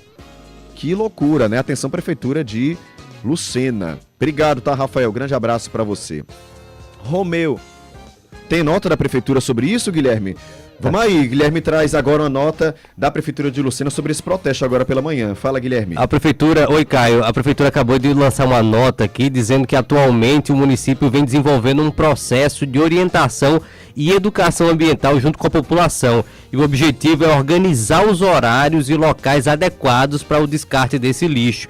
Ele está falando que equipes de panfletagem e visitas porta a porta estão sendo elaboradas, que cabe a cada um lembrar que esse trabalho é gradativo e busca garantir uma coleta cada vez mais eficiente. Eles reforçam o compromisso também com manter os serviços. Em resumo aqui, parece que o foco da prefeitura é dizer que precisa ter uma campanha de educação da população também em relação ao trato com o lixo e a organização em relação aos dias que a coleta passa. A gente sabe que tem dias certos, né? E o pessoal geralmente sabe, passa tal dia, não passa no outro. E aqui na nota parece que a prefeitura está evidenciando o papel da população também se educar em relação ao lixo. Aí a população vai se autoeducar, entendi. A prefeitura de Lucena tem que não só coletar o lixo corretamente, como, se está havendo problema, faça uma campanha educativa. Recebe dinheiro de imposto para isso, né? Então, se está errado, se está ruim, se o pessoal não está sabendo, quer que eles saibam como. Aí essa campanha, então faça uma campanha educativa, pegue dinheiro público e aplique corretamente nisso, né? Ensine a população o dia correto, como jogar o lixo. O que não pode é a população ficar entulhada de lixo na frente de casa e a prefeitura achar que tá tudo bem. E escutar também, né? Nessa campanha porta a porta, escutar a demanda da população, entender qual é o dia que precisa mais, que precisa menos, para também fazer um equilíbrio dos dois lados e tentar encontrar um meio termo. Mais um ouvinte aqui participando. Obrigado, tá, Guilherme, pela informação que chega aqui à nossa bancada. O Romeu de Santa Rita fala o seguinte: as melhores notícias são na CBN. Isso é um absurdo, esse projeto de lei que imuniza os políticos. Obrigado, tá, Romeu? Um abraço para todo mundo de Santa Rita que nos ouve nesse momento. Júnior também participando, dizendo: minha opinião, esse centrão tá mandando mais que o presidente, só querem o melhor para eles. Uma vergonha para o nosso país. O Júnior lá do bairro do Rangel. Regis também participando aqui, dizendo: tô ligado, Caio, cabe a nós, eleitores, na próxima eleição, demitir os deputados que votaram aí a favor dessas propostas. Obrigado, tá, Regis? Abração para você. Fernando Ricardo, bom dia, Caio. Uma pauta importante, pesquisarem. A lei da gratuidade das sacolas plásticas dos supermercados foi cancelada e abolida porque tem supermercado e atacarejo cobrando até 27 centavos por cada sacola. Isso é correto? Vamos trazer essas informações, tá? Tô já encaminhando aqui para nossa produção para a gente, né, tentar trazer o mais rápido possível para você. Obrigado, tá, Fernando? Rangel, bom dia, Caio. Essa turma de políticos ficará lembrada como pior legislatura da Câmara. Espero que a Paraíba dê resposta, que sejam jogados na vala do esquecimento. Tá aqui o Rangel Júnior. Obrigado, um grande abraço para você. Quem mais aqui? O Zulu. Bom dia, meus amigos. Não posso deixar de lembrar a expectativa da bancada em ter o deputado paraibano presidindo a Câmara. Tá falando, inclusive, eu acho que ele tá falando aqui da bancada da CBN, né? E aí ele disse, só posso dizer, avisei. Vocês acham mesmo que se for aprovado o voto secreto, existe alguma chance disso se reverter? Acorda Brasil. Tá aí, tá nas mãos do Senado, né? Acho que a cobrança agora tem que ser com relação ao Senado. E, Zulu, claro que quando um paraibano assume um cargo importante, a gente torce para que dê certo, né? E aí quem vai julgar se não tá certo ou se tá certo é o eleitor, tá? Muito obrigado pela sua participação, sempre bem-vinda aqui sua opinião. Eliana também participando aqui com a gente, dizendo parabéns, Caio, por suas falas valiosas. Um absurdo que ainda tem gente que defende isso. Os desinformados dizem que vai deixar os deputados trabalharem melhor. Só se for no roubo, tá aqui ela falando. Obrigado, tá, Eliana? André Luiz também participando com a gente. Ele diz, Caio, com a volta da Zona Azul, nas ruas secundárias estão cheias de veículos. Aqui na lateral da Catedral, que ficava vazio, tá tudo cheio. A única coisa que a Zona Azul conseguiu foi piorar o movimento já extinto do centro. O centro tá morto, parece um feriado. Tá aqui a opinião do nosso ouvinte. Obrigado, tá? Um grande abraço para você. Quero colocar aqui alguns áudios também de ouvintes que participaram. Vou começar pelo áudio depois, né? Daqui a pouco a gente coloca esses áudios que a gente não tá podendo colocar agora, né? Luciano tá fazendo uma ligação, então já a gente coloca. Um abraço pra Irineide também. E quem mais, ó? Deixar um abraço aqui para o Gilvan, para o Matheus, para o Zeca, porque eu vou fazer uma pausa rápida que agora tem giro de notícias. São 11 horas e 14 minutos. Giro de notícias. Acidente na BR-230, acidente grave, né? Acabou de acontecer. Quem traz essas informações preliminares é Renan Mesquita. Aqui é jornalismo em tempo real para você. Renan, bom dia. Bom dia, Caio. Bom dia a todos que nos ouvem. Isso mesmo, Caio. Um acidente grave agora na BR-230, ali nas mediações do viaduto, próximo ali ao Hospital de Emergência e Trauma. Dá para perceber através das imagens, a equipe da TV Cabo Branco já se encontra no local, a repórter Silvia Torres está por lá. São pelo menos 2 veículos envolvidos no acidente. Tem gente presa nas ferragens, o Corpo de Bombeiros está se deslocando para o local. A qualquer momento, quando a gente tiver mais informações sobre esse acidente grave que acabou de acontecer ali na BR-230, a gente volta aqui com mais informações. Então aí fica o alerta para os motoristas que estão se deslocando para aquele local nos 2 lados, nos 2 sentidos, viu, Caio? Vai ficar complicado o trânsito por ali. Já tá, viu, Renan? Eu vou trazer informação para você, motorista, em tempo real desse acidente grave envolvendo 2 veículos, é isso, Renan? Com gente presa nas ferragens. Isso mesmo, Caio. Pelo menos 2 veículos envolvidos no acidente, tem gente presa lá nas ferragens, o Corpo de Bombeiros está indo para o local nesse momento. Ó, só para você que é motorista, que está precisando sair de casa nesse momento, ficar atento, tá?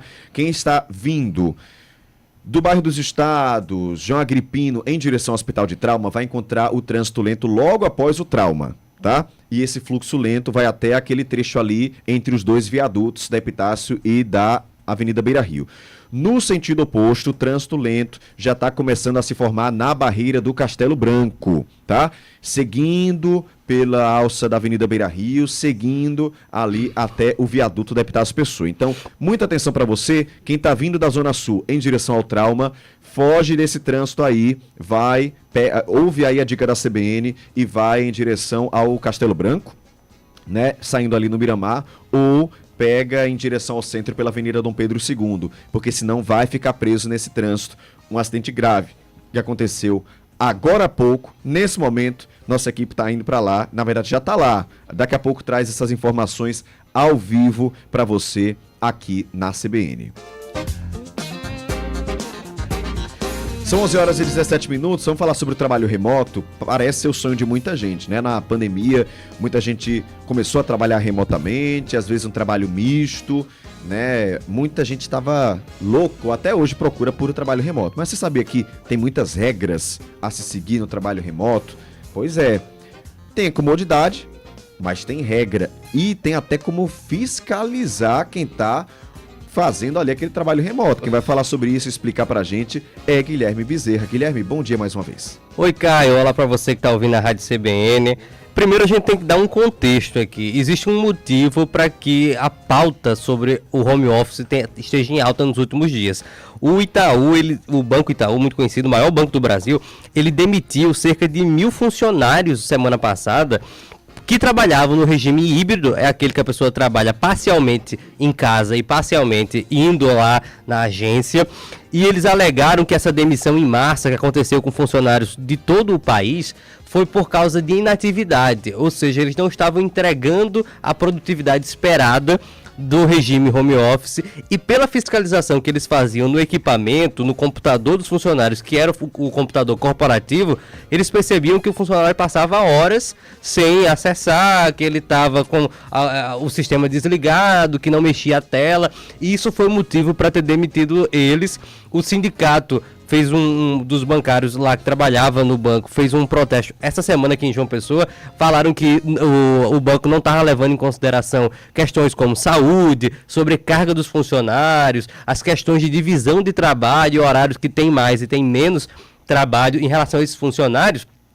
E por outro lado, a gente entrou em contato com o banco e eles falaram que eles respeitam esse movimento que os bancários, os sindicatos estão fazendo, e que em relação a esses desligamentos que fizeram recentemente, eles reiteraram que a decisão foi tomada de forma criteriosa e individualizada, ou seja, não foi demitido todo mundo ali pelo mesmo motivo, mas que foi analisado caso a caso e chegou nesses 1.000 nomes que foram demitidos recentemente.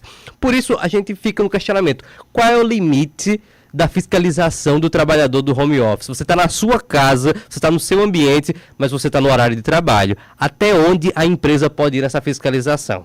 Eu conversei com a advogada trabalhista, a Thaís Delfino, e ela primeiro me contou sobre fiscalização.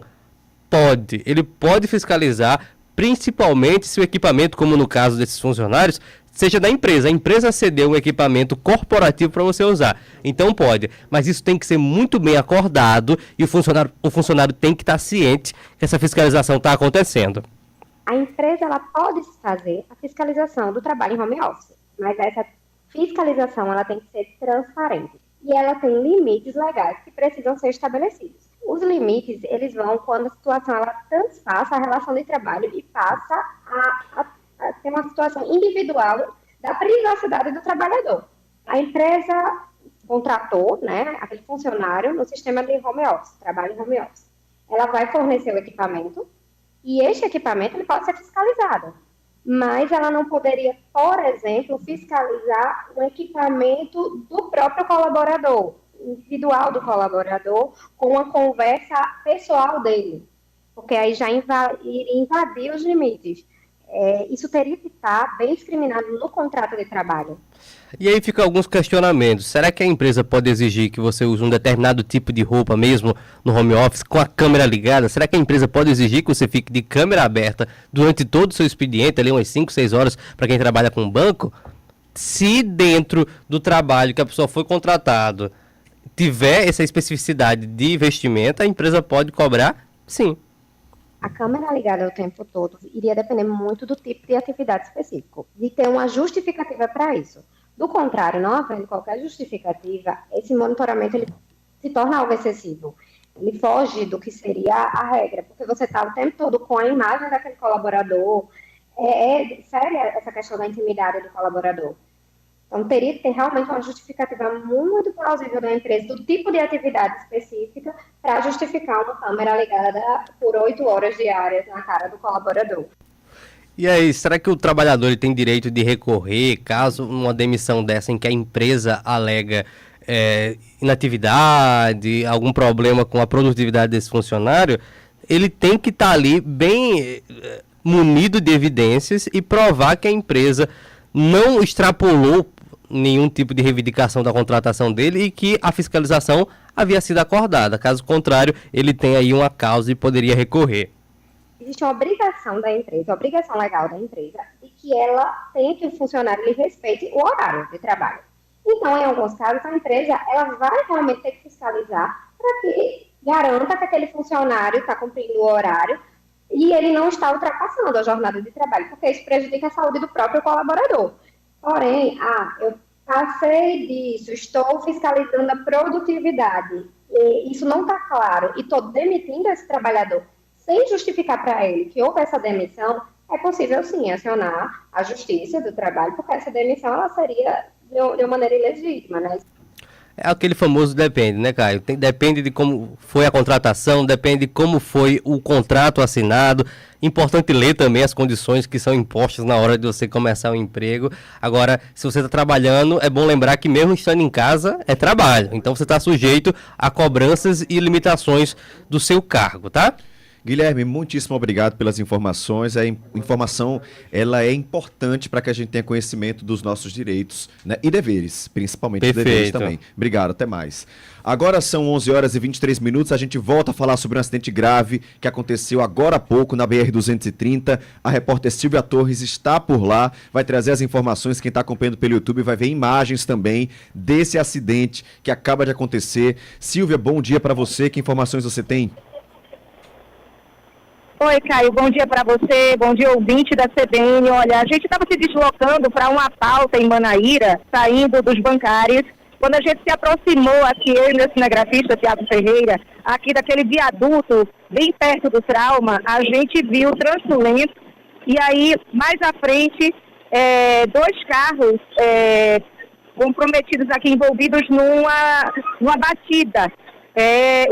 Inclusive, um carro vermelho, ainda sobre o guarda-reio, e o outro uma caminhonete virada, né?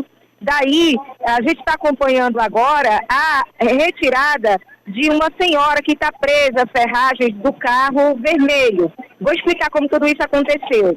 A caminhonete, ela seguia no sentido Trauma, Castelo Branco, né? E aí, pelo que o motorista falou pra gente, estourou o pneu da caminhonete, ele acabou perdendo o controle e acabou indo para outra via. Quando foi para outra via, acertou em cheio esse carro vermelho, que quem conduzia era um motorista por aplicativo, seguia então no sentido contrário, acabou rodopiando e virou e veio parar aqui sobre o guarda-reio, né? Inclusive agora os bombeiros estão fazendo a retirada dessa mulher que está presa aqui às ferragens.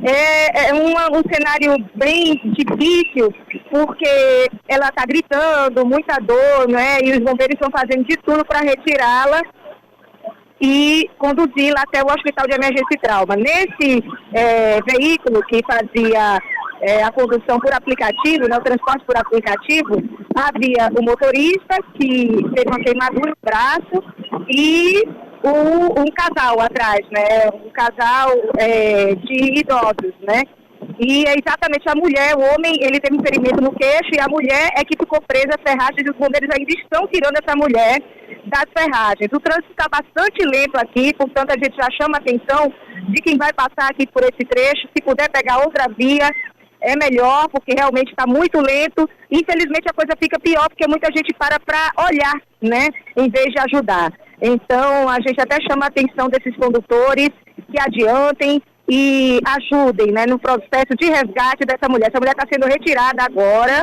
tá, daqui do veículo. Os bombeiros conseguiram tirá-la e estão retirando para colocá-la aqui na ambulância. Bom, a gente vai trazer mais detalhes sobre esse resgate difícil aqui, pertinho do viaduto, que é bem perto do Hospital de Emergência e Trauma, daqui a pouquinho no JPB1. Caia, com você. Silvia Torres, muitíssimo obrigado, atualizando a gente em tempo real desse acidente grave que aconteceu agora há pouco na BR-230 e está atrapalhando as duas pistas, tá? Em todo esse trecho ali, entre os viadutos da Epitácio Pessoa e da Avenida Beira Rio. Fotos, né, para quem está acompanhando pelo YouTube, a gente mostrou um vídeo também um pouquinho antes do socorro chegar e a gente consegue ver nas fotos, né, esse carro atravessado em cima do canteiro central, esse carro vermelho. Também tem a foto, né, é bem impressionante essa foto do carro atravessado ali no canteiro central. A gente ainda vai tentar descobrir o que é que foi que houve. Também tem foto aí dos bombeiros chegando, tentando retirar essa mulher que ficou presa às ferragens. Silvia Torres falando ali ao vivo, né, do sentimento de agonia mesmo, né, porque essa mulher gritava muito para ser retirada desse carro, claro, com muita dor, e tentando fazer esse resgate para o Hospital de Trauma aqui de João Pessoa. Você que está passando por esse trecho, muita atenção. Eu vou até pedir para o Luciano Cabral colocar mais uma vez o vídeo. é um vídeo antes de o socorro chegar. Mas aí nesse vídeo já dá para ver que o trânsito já está ficando complicado. E como é que tá o trânsito agora? Informação para você que tá precisando sair de casa, que vai passar por esse trecho. Eu digo, você que tá saindo da Zona Sul em direção ao Hospital de Trauma, evita a BR-230, tá? Evita a BR porque esse trânsito já começa na UFPB. Então, se você tá chegando na UFPB, ou vai pela Avenida Dom Pedro II para o centro, ou vai pelo Castelo Branco para o Miramar, tá? Evita porque tá com muito trânsito, passando pela barreira do Castelo Branco, seguindo até o viaduto da Epitácio Pessoa. No sentido oposto também já tem trânsito se formando ali próximo ao Hospital de Trauma. Na verdade, sabe onde é que tá batendo esse trânsito? Já tá batendo ali no João Agripino, tá? Seguindo por todo o Hospital de Trauma. Você que vai passar por esse trecho, evita parar. Se já tá preso no trânsito, não para olhar. Vai, segue o fluxo, ajuda, né, nesse processo aí do trânsito que já está se formando nessa manhã, situação complicada demais no trânsito da BR-230. Aqui a atualização em tempo real para você, tá? Durante toda a manhã.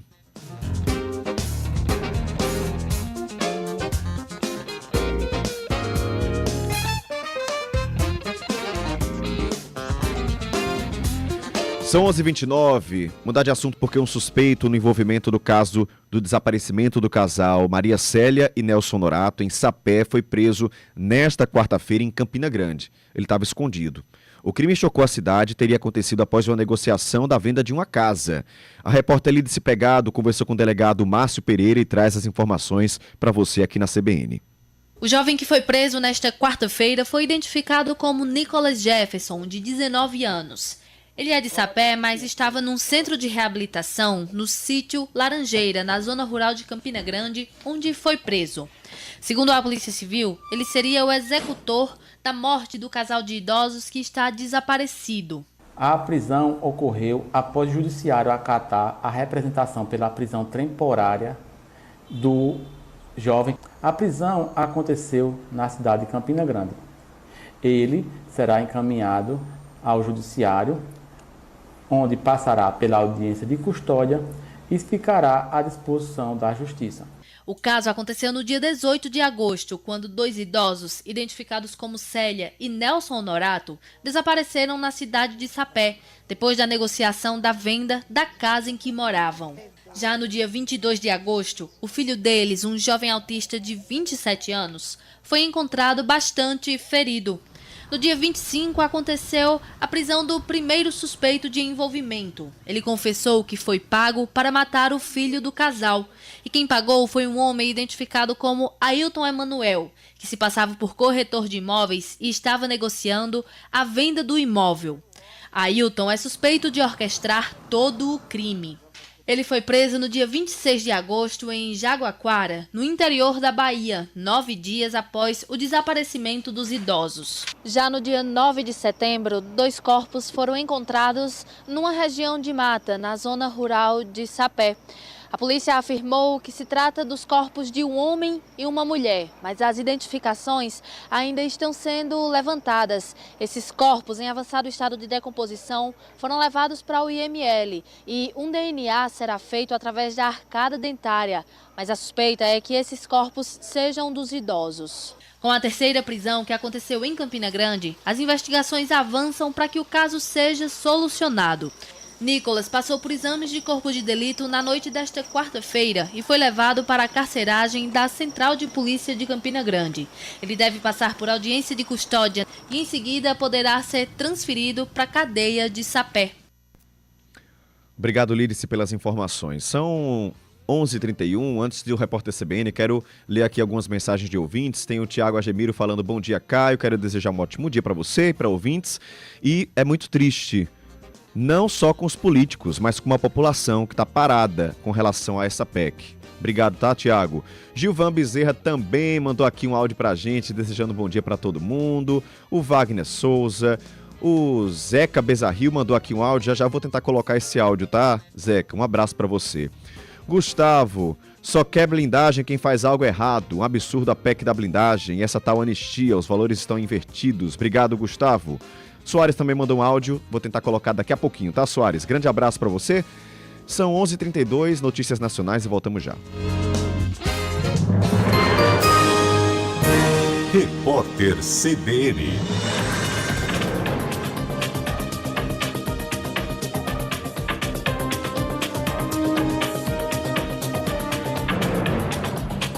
Quinta-feira, 18 de setembro de 2025. Uma pesquisa Genial Quest divulgada hoje mostra a estabilidade das intenções de voto no presidente Lula no cenário eleitoral de 2026. Em um eventual segundo turno, ele venceria todos os possíveis adversários, incluindo os governadores Tarcísio de Freitas, de São Paulo, e Ratinho Júnior, do Paraná, a ex-primeira-dama Michele Bolsonaro e o ex-ministro Ciro Gomes. Apesar disso, a candidatura de Lula continua tendo opinião contrária da maioria dos entrevistados, com resultado estável na comparação com as duas pesquisas anteriores. 59% são contra e 39% a favor. Depois da condenação do ex-presidente Jair Bolsonaro no STF, aumentou o número de eleitores que afirmaram que o ex-chefe do Executivo brasileiro deveria apoiar outro candidato. A pesquisa foi feita entre 12 e 14 de setembro e ouviu 2.004 brasileiros em todas as regiões. A margem de erro geral do levantamento é de 2 pontos percentuais para mais ou para menos e o nível de confiança chega a 95%. 4 foragidos da justiça foram presos ao desembarcarem em Belo Horizonte. Eles estavam num voo com deportados dos Estados Unidos. As pessoas eram procuradas pela Interpol, a Organização Internacional de Polícia Criminal. Entre os foragidos, há um cidadão cubano que mora no Brasil. O rio Tietê continua vulnerável, apesar de uma redução de quase 16% da mancha de poluição. A extensão de água imprópria para usos múltiplos passou de 207 quilômetros em 2024 para 174 neste ano. Apenas um ponto analisado pela Fundação SOS Mata Atlântica em toda a bacia apresentou condição boa. Considerando as coletas de 2025, a maior parte do rio permanece regular, ruim ou péssima. Na próxima segunda-feira será celebrado o Dia do Rio Tietê, que atravessa praticamente todo o estado de São Paulo. No horário de Brasília, 11 horas e 34 minutos. Repórter CBN. As principais notícias do dia, a cada meia hora.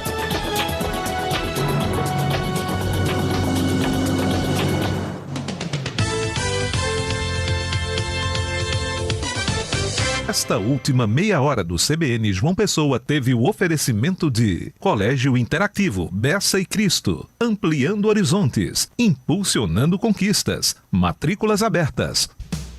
De segunda a sexta, na CBN João Pessoa, você fica sabendo as notícias do esporte a partir das 14h, no CBN Esporte Clube. Os destaques do nosso futebol e a análise do que acontece em campo, nas quadras e nas pistas, por quem entende do assunto. CBN João Pessoa, pode ligar que aqui tem jogo. CBN João Pessoa. Oferecimento Colégio Interativo Bessa e Cristo, ampliando horizontes, impulsionando conquistas, matrículas abertas.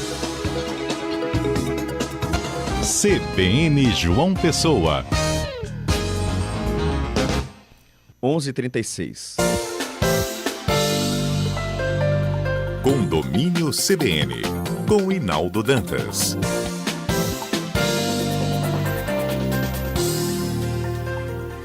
Inaldo Dantas, bom dia para você.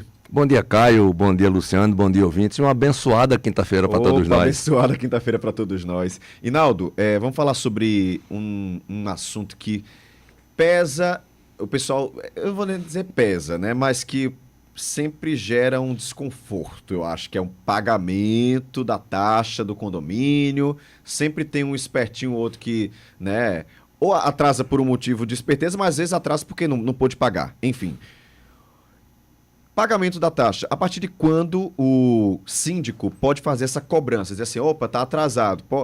Precisa esperar um período para fazer essa cobrança? Como é? Eu costumo separar o devedor em dois tipos. O de boa-fé e o de má-fé. Sim. O de boa-fé é aquele que não tem um dinheiro hoje e está incomodado com isso. Acontece, né? E o de má-fé é aquele que nunca tem dinheiro hoje, né? Então, a taxa de condomínio, ela tem uma data de vencimento. Essa data geralmente é fixada pela Assembleia ou pela Convenção do Condomínio. Digamos, dia 10. A partir do dia 11 ela já está atrasada. Então, Às vezes o condômino diz, não, mas a minha taxa só está atrasada 30 dias e o senhor já está me cobrando. Ele é para cobrar no dia seguinte. Está no artigo 1348, que compete ao síndico impor e cobrar. Então, mas muita gente acha que o condomínio só pode fazer a cobrança com 30, 60 ou 90 dias. Há aqueles também que atrasam muito, recebem uma citação da justiça para pagar a conta na justiça e diz, mas eu não recebi nenhuma carta do síndico ainda, ele nem me ligou para me cobrar. Cara, tu sabe que todo mês tu tem que pagar aquilo, é uma obrigação mensal e consecutiva e ad eterna. Meu pai brincava, dizia que isso aqui você morre e fica pagando de lá. Né? Então, o condomínio você vai ter que pagar a vida inteira. Enquanto você for condômino, você vai ter que pagar a taxa. Então, você não tem que estar sendo lembrado todo mês que você tem que pagar a taxa de condomínio. O vencimento é dia 10, dia 11 você está inadimplente e no dia 11 o síndico já pode cobrar. Agora, se você me pergunta qual é um prazo ideal para que essa dívida vá para a justiça, nunca deixe passar de 90 dias. Por que eu digo isso para o síndico? Porque se você cobrar com 30, a quantidade de demanda judicial é grande. Mas se você tem aquele devedor quanto mais, que está sempre devendo, cobre imediatamente. Porque aquele que não paga a segunda, dificilmente vai pagar a terceira e o débito fica lá e o condomínio vai sentir falta desse valor. O que fazer com aquele condômino que está há muito tempo sem pagar? E você não judicializou? Está 1 ano, não judicializei, dá tempo ainda? Como é que é essa cobrança? A prescrição ocorre com 5 anos. Deixar esperar 5 anos é muita negligência do síndico, ou seja, são 2 mandatos e meio do síndico para deixar passar uma cobrança.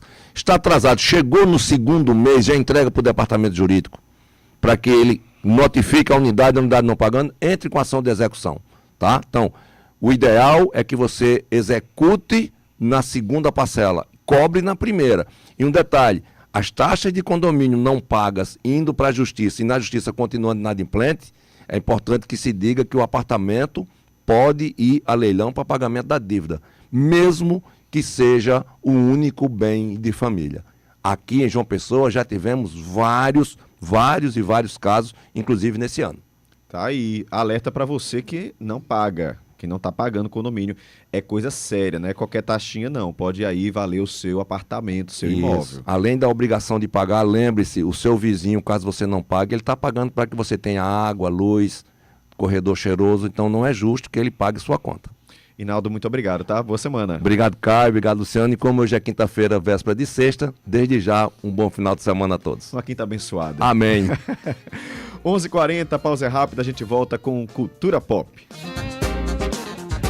CBN, a rádio que toca notícia. Quer dar um salto na sua carreira? Faça uma pós-graduação na Facene. Invista no seu futuro escolhendo quem é referência há mais de 2 décadas na área da saúde na Paraíba. Na Facene, você encontra 9 opções de cursos de pós-graduação, com duração de 9 ou 12 meses. Professores altamente experientes e uma estrutura de excelência. Prepare-se para se destacar e assumir posições de liderança no mercado. Informações pelo WhatsApp 83993812476. Unindo tradição e tecnologia, cuidando de sorrisos com amor. Tem excelência e acolhimento, Sampaio Odontologia.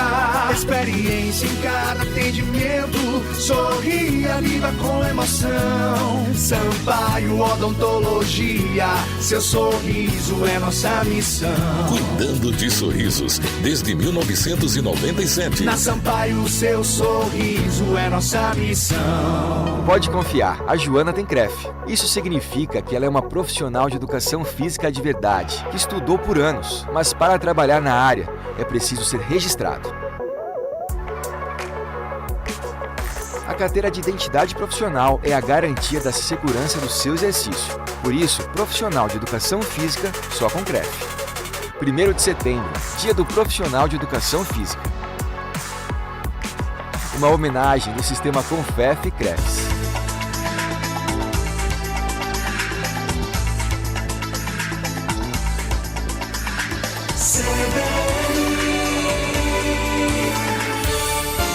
CBN João Pessoa. 11h42. Cultura Pop, com Jonathan Oliveira.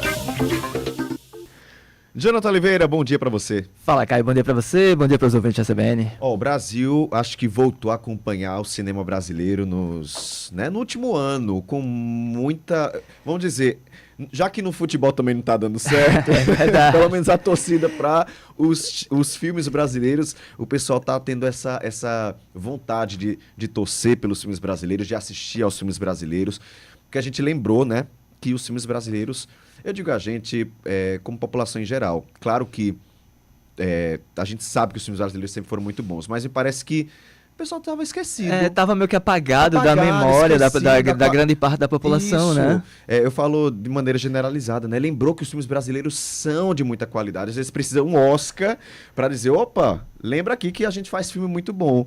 E aí a gente já tá na torcida e nessa luta aí, na expectativa para o próximo Oscar. E isso, né? Podemos dizer, Caio, que o Brasil já tá em clima de Oscar, em clima de Copa, né, Caio? O Oscar tá virando nossa segunda Copa, né? Como você bem frisou. Porque nessa semana a Academia Brasileira anunciou o Agente Secreto como representante do Brasil nessa disputa, né? Vai tentar aí a vaga na categoria Melhor Filme Internacional, categoria que precisamos frisar, nós somos os atuais campeões, né, Caio? Ganhamos com Ainda Estou Aqui no Oscar 2025. E aí, Caio, a expectativa em torno desse filme já tá lá nas alturas, incluindo aí apostas para um número histórico de indicações. O longa, ele é dirigido pelo Kleber Mendonça Filho e é estrelado pelo Wagner Moura. O filme se passa na década de 1970, acompanhando ali a trajetória de um especialista em tecnologia que retorna à cidade natal, no caso é Recife, e encontra uma realidade totalmente transformada. A sinopse oficial descreve o filme como um thriller político em meio à barulhenta semana de carnaval. E aí, Caio, internacionalmente, o longa vem se destacado muito, conquistou inclusive prêmios expressivos. Ele estreou no Festival de Cannes em maio e, apesar de não ter conseguido a Palma de Ouro, que é o principal prêmio do festival, levou o prêmio de melhor diretor e de melhor ator. E, além disso, ganhou 2 prêmios de mostras paralelas, ou seja, fez história lá, saiu com 4 prêmios em Cannes. E, após essa estreia, teve também uma recepção muito boa junto à crítica, com 100% de aprovação em um site que agrega avaliações. E o filme, ele acabou sendo escolhido para o Oscar em uma disputa que tinha como principais escolhido para representar o Brasil no Oscar, né? Ele ainda, precisando frisar, ele ainda não está lá. A disputa tinha como os principais concorrentes o Último Azul, que inclusive tinha sido premiado em Berlim esse ano, um filme que tem o Rodrigo Santoro nos papéis principais, e Manas. Manas, inclusive, ganhou uma força grande na reta final, muito se discutiu, e se acreditava que Manas ia tomar a vaga de O Agente Secreto. Até criticaram Fernanda Torres, né? Por ter feito uma postagem nas redes sociais que a postagem foi lida como um apoio a Manas. E ficou nesse ponto, né? Manas vai realmente tirar a vaga do Agente Secreto? Isso gerou um debate nas redes sociais como há um certo tempo não se via, porque era um debate em torno da escolha do filme para representar. Muita gente colocando que tinha que ser o Agente Secreto de fato. E no final das contas, a Academia tomou a decisão mais acertada. E eu falo como decisão mais acertada, não como crítica aos outros filmes, porque a gente precisa destacar que o Oscar não passa apenas por qualidade cinematográfica. Tem alguns outros fatores que pesam. Por exemplo, o Agente Secreto tem Kleber Mendonça Filho e tem Wagner Moura. São 2 nomes reconhecidos lá fora. Kleber Mendonça foi aclamado por seus últimos filmes, por Retratos Fantasmas e também por Bacurau lá fora, por Aquários também, e foi reconhecido em festivais. E Wagner Moura tem uma carreira muito popular lá fora. Ele fez sucesso com Narcos, fez recentemente Guerra Civil, está em uma nova série da Apple TV. Ele tem muitos trabalhos lá fora, são nomes reconhecidos. E isso faz diferença. Toda essa campanha faz a diferença. Exatamente. Né? E pegando o seu gancho de campanha, o filme vai ser distribuído lá fora pela Neon, que é a distribuidora que fez a campanha de Anora em 2025. Anora foi o filme com o maior número de prêmios no Oscar desse ano. Ou seja, o Agente Secreto está ali coberto de circunstâncias que faz dele um melhor nome para tentar, de fato, essa vaga. E, como eu disse, as apostas em torno do filme estão muito altas, Caio. Estão muito altas porque a revista americana Hollywood Reporter soltou uma matéria essa semana colocando o longa com chances aí de disputar entre 4 a 5 categorias. Além do melhor filme internacional, a revista coloca também melhor filme, melhor diretor, melhor ator, roteiro original e até atriz coadjuvante para a atriz Tânia Maria. Lembrando que esse ano Ainda Estou Aqui concorreu em 3 categorias. Concorreu melhor filme internacional, que saiu vencedor, concorreu melhor atriz com Fernanda Torres e concorreu melhor filme também, mas só acabou levando só melhor filme internacional. Ou seja, tem aí apostas que o Agente Secreto pode ter um desempenho bem maior do que foi o desempenho de Ainda Estou Aqui, que já foi um desempenho histórico, sem sombra de dúvidas. O primeiro filtro do Oscar, Caio, vale ressaltar, ele vem agora em dezembro, que é o que o Oscar chama de shortlists, que aí coloca alguns pré-selecionados para algumas categorias, entre elas a categoria de melhor filme internacional, mas as indicações de fato só vêm em janeiro de 2026.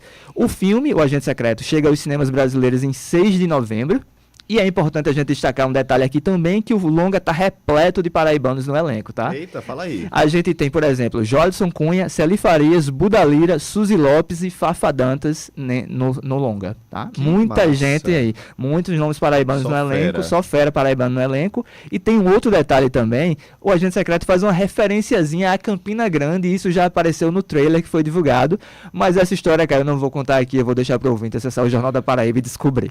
Acessa aí, jornaldaparaíba.com.br, tem sempre novidades por lá de política, cultura, você acompanha Exatamente, tudo no tem jornal. tudo lá. Querendo saber essa história, essa curiosidade, vai lá no jornal. E aí você falou que é em novembro, né? Que Em estreia aqui no novembro, Brasil. 6 de novembro especificamente. Porque eu acho que o Ainda Estou Aqui, ele ganhou mais repercussão quando o filme já estava ali lançado, né? Pelo menos eu não lembro de antes do filme ser lançado, a gente já tá falando dele. Ele passa por alguns festivais também e Então, vai ganhando força, né? Eu acho que agora parece que a gente já tá de olho nesse filme bem antes dele passar nos festivais. Então, é importante falar para o público brasileiro que ir ao cinema assistir filmes brasileiros, você está apoiando o filme brasileiro, você está apoiando a indústria cinematográfica brasileira, você está apoiando emprego brasileiro e produção criativa brasileira. Sem sombra de dúvida. Primeira semana é super importante. Se você gosta de cinema, vai no cinema aí na primeira semana de novembro, né? E 6 de novembro. E assiste o filme. No cinema nacional, primeira semana faz toda a diferença, como você frisou, porque garante mais tempo. E você tem sempre blockbusters ali na concorrência que acabam puxando um público maior e aí tem que, de fato, fazer lotar nesses primeiros dias, Caio. Jonathan, vamos acompanhar. Obrigado, vamos tá? Sim. Até Valeu, mais. até semana que vem. Agora são 11h50. Últimas da política. São 11h50. A gente falou agora há pouco sobre um protesto que está acontecendo em Lucena, né? Que moradores ali da cidade pegaram lixo que não estava sendo recolhido há dias e jogaram tudo na porta da prefeitura. Antes de chamar o nosso time de política, eu queria colocar o áudio de um ouvinte que falou sobre essa realidade lá em Lucena, que é o Zeca. Zeca fala que tem uma casa em Lucena e disse que a situação por lá não é de agora, não. Problema no lixo de Lucena. Vamos ouvir. Fala aí, Zeca. Bom dia, pessoal. Bom dia, Caio. Bom dia a todo mundo aí da CBN. Eu tenho uma casa em Lucena e eu vou frequentemente a Lucena. Acho que o problema do lixo em Lucena é um negócio histórico. E, de fato, eu acho que precisa ter um trabalho, né? Um descarte melhor do lixo, mas a prefeitura podia colocar pontos de coleta, aquelas estruturas que o caminhão já deixa aquela estrutura em determinados lugares e vai recolher no final do dia, principalmente agora que está chegando o verão e o fluxo aumenta muito lá. Fica muito feio, né? Você entra em Lucena, Camaçari, aquela região toda ali, e você vê lixo espalhado em todo lugar. Então eu acho que tem que ter um trabalho da prefeitura mais eficiente e coloque mais pontos de coleta e em contrapartida também, né, o pessoal tem que ficar informado em relação aos horários e os dias de coleta. É isso, um abraço, Carlos Bezerril. Tá aí uma opção, já que a prefeitura não está tirando lixo, pelo menos colocar pontos de coleta para o pessoal não deixar lixo podre na frente de casa. Vamos falar mais sobre esse assunto, João Paulo Medeiros, porque parece que a prefeitura já se posicionou, né? A gente inclusive trouxe há pouco tempo esse posicionamento, mas queria que você falasse mais um pouco sobre isso, porque é muito dinheiro investido em limpeza urbana. Isso, Caio. Hoje pela manhã, os moradores lá de um bairro da cidade de Lucena, do bairro de Camaçari, realizaram esse protesto inusitado. Eles recolheram o lixo acumulado ao longo da última semana, dos últimos dias, e fizeram uma espécie de carreata até a porta da Prefeitura de Lucena, colocando lá as sacolas em protesto por conta da falta de coleta regular. E além de terem feito isso, deixaram alguns recados para o prefeito Léo Bandeira. Por exemplo, num deles, que a gente pegou aqui a fotografia, diz o seguinte, abre aspas, senhor prefeito, já que a limpeza urbana não vai, o lixo vem, fecha aspas. Achei até criativa essa mobilização por parte dos moradores, diante de uma realidade, diante de um serviço que é básico. Ora, é básico as prefeituras oferecerem, colocarem à disposição de seus munícipes o serviço de coleta e de recolhimento dos resíduos sólidos, né? É um tema que há muito tempo vem sendo debatido aqui na Paraíba por conta ainda dos antigos lixões, Felipe, que demoraram muitos anos a serem desativados aqui na Paraíba. Felizmente, graças a uma cobrança contínua, graças a uma pressão persistente e perene do Ministério Público e de outros órgãos de fiscalização, aquela realidade já não existe mais, mas, de fato, o que nós temos hoje são aterros sanitários que funcionam ali, que recebem esses resíduos dos municípios, onde os municípios contratam empresas para a prestação desse serviço a preço de ouro. São contratos milionários para que essas empresas façam esse recolhimento, façam a coleta desses resíduos que são produzidos todos os dias em nossas cidades. A gente tem inclusive umas fotos daí desse protesto, viu? E por ser um serviço básico, Caio, e por ser um serviço caro para o bolso de todos nós contribuintes, precisa ser um serviço eficiente, precisa ser um serviço que garanta que as nossas cidades sejam limpas, livres de lixo, como é o caso aí relatado pelos moradores de Lucena, de lixo que fica ali espalhado pelas ruas sem que haja uma solução desse problema. E aí, hoje pela manhã também, a Prefeitura de Lucena divulgou uma nota tratando a respeito desse tema, disse que o município vem desenvolvendo um processo de orientação e de educação ambiental junto à população, com o objetivo de organizar os horários e locais adequados para o descarte do lixo, e reforçou o compromisso da gestão em manter os serviços de limpeza em pleno funcionamento. Bem, achei até a nota vaga, achei a nota que não diz de forma enfática o que vai fazer, o que será feito por parte da Prefeitura de Lucena para solucionar de uma vez por todas esse serviço de falta de coleta regular lá no município. Quem está acompanhando pelo YouTube está vendo, né? Esses lixos com vários cartazes colados, né? Falando que tem voto, a região tem voz e tem voto, que o lixo, se não vai, vem, né? Tá aí. E a gente mostrou agora há pouco como é que estava a situação, né? Luciano Cabral mostrou a situação das ruas, que são aquelas últimas fotos. Lu, vou pedir para colocar mais uma vez para a gente ver na rua, né? O canteiro ali das casas, ou seja, o muro das casas parece um grande lixão, né? Então algo tem que ser feito realmente pela Prefeitura de Lucena. Essa nota muito vaga não respondeu nada. Sem nenhuma dúvida, Caio, essa situação do lixo é algo que se repete em outras áreas da cidade. Quando a gente anda por Lucena, percebe o desprezo que há da administração pública, apesar do potencial turístico que a cidade de Lucena tem. As praias, por exemplo, não têm um mínimo de infraestrutura e é um desprezo, de fato, do poder público. E aí eu me lembro das eleições, porque, como você disse, não é algo que acontece de agora. A cidade já vem sofrendo de muito tempo. E aí eu tive a oportunidade de perceber no debate eleitoral ocorrido nas últimas eleições em Lucena, como são projetos políticos que disputam com argumentos de quem menos fez pela cidade.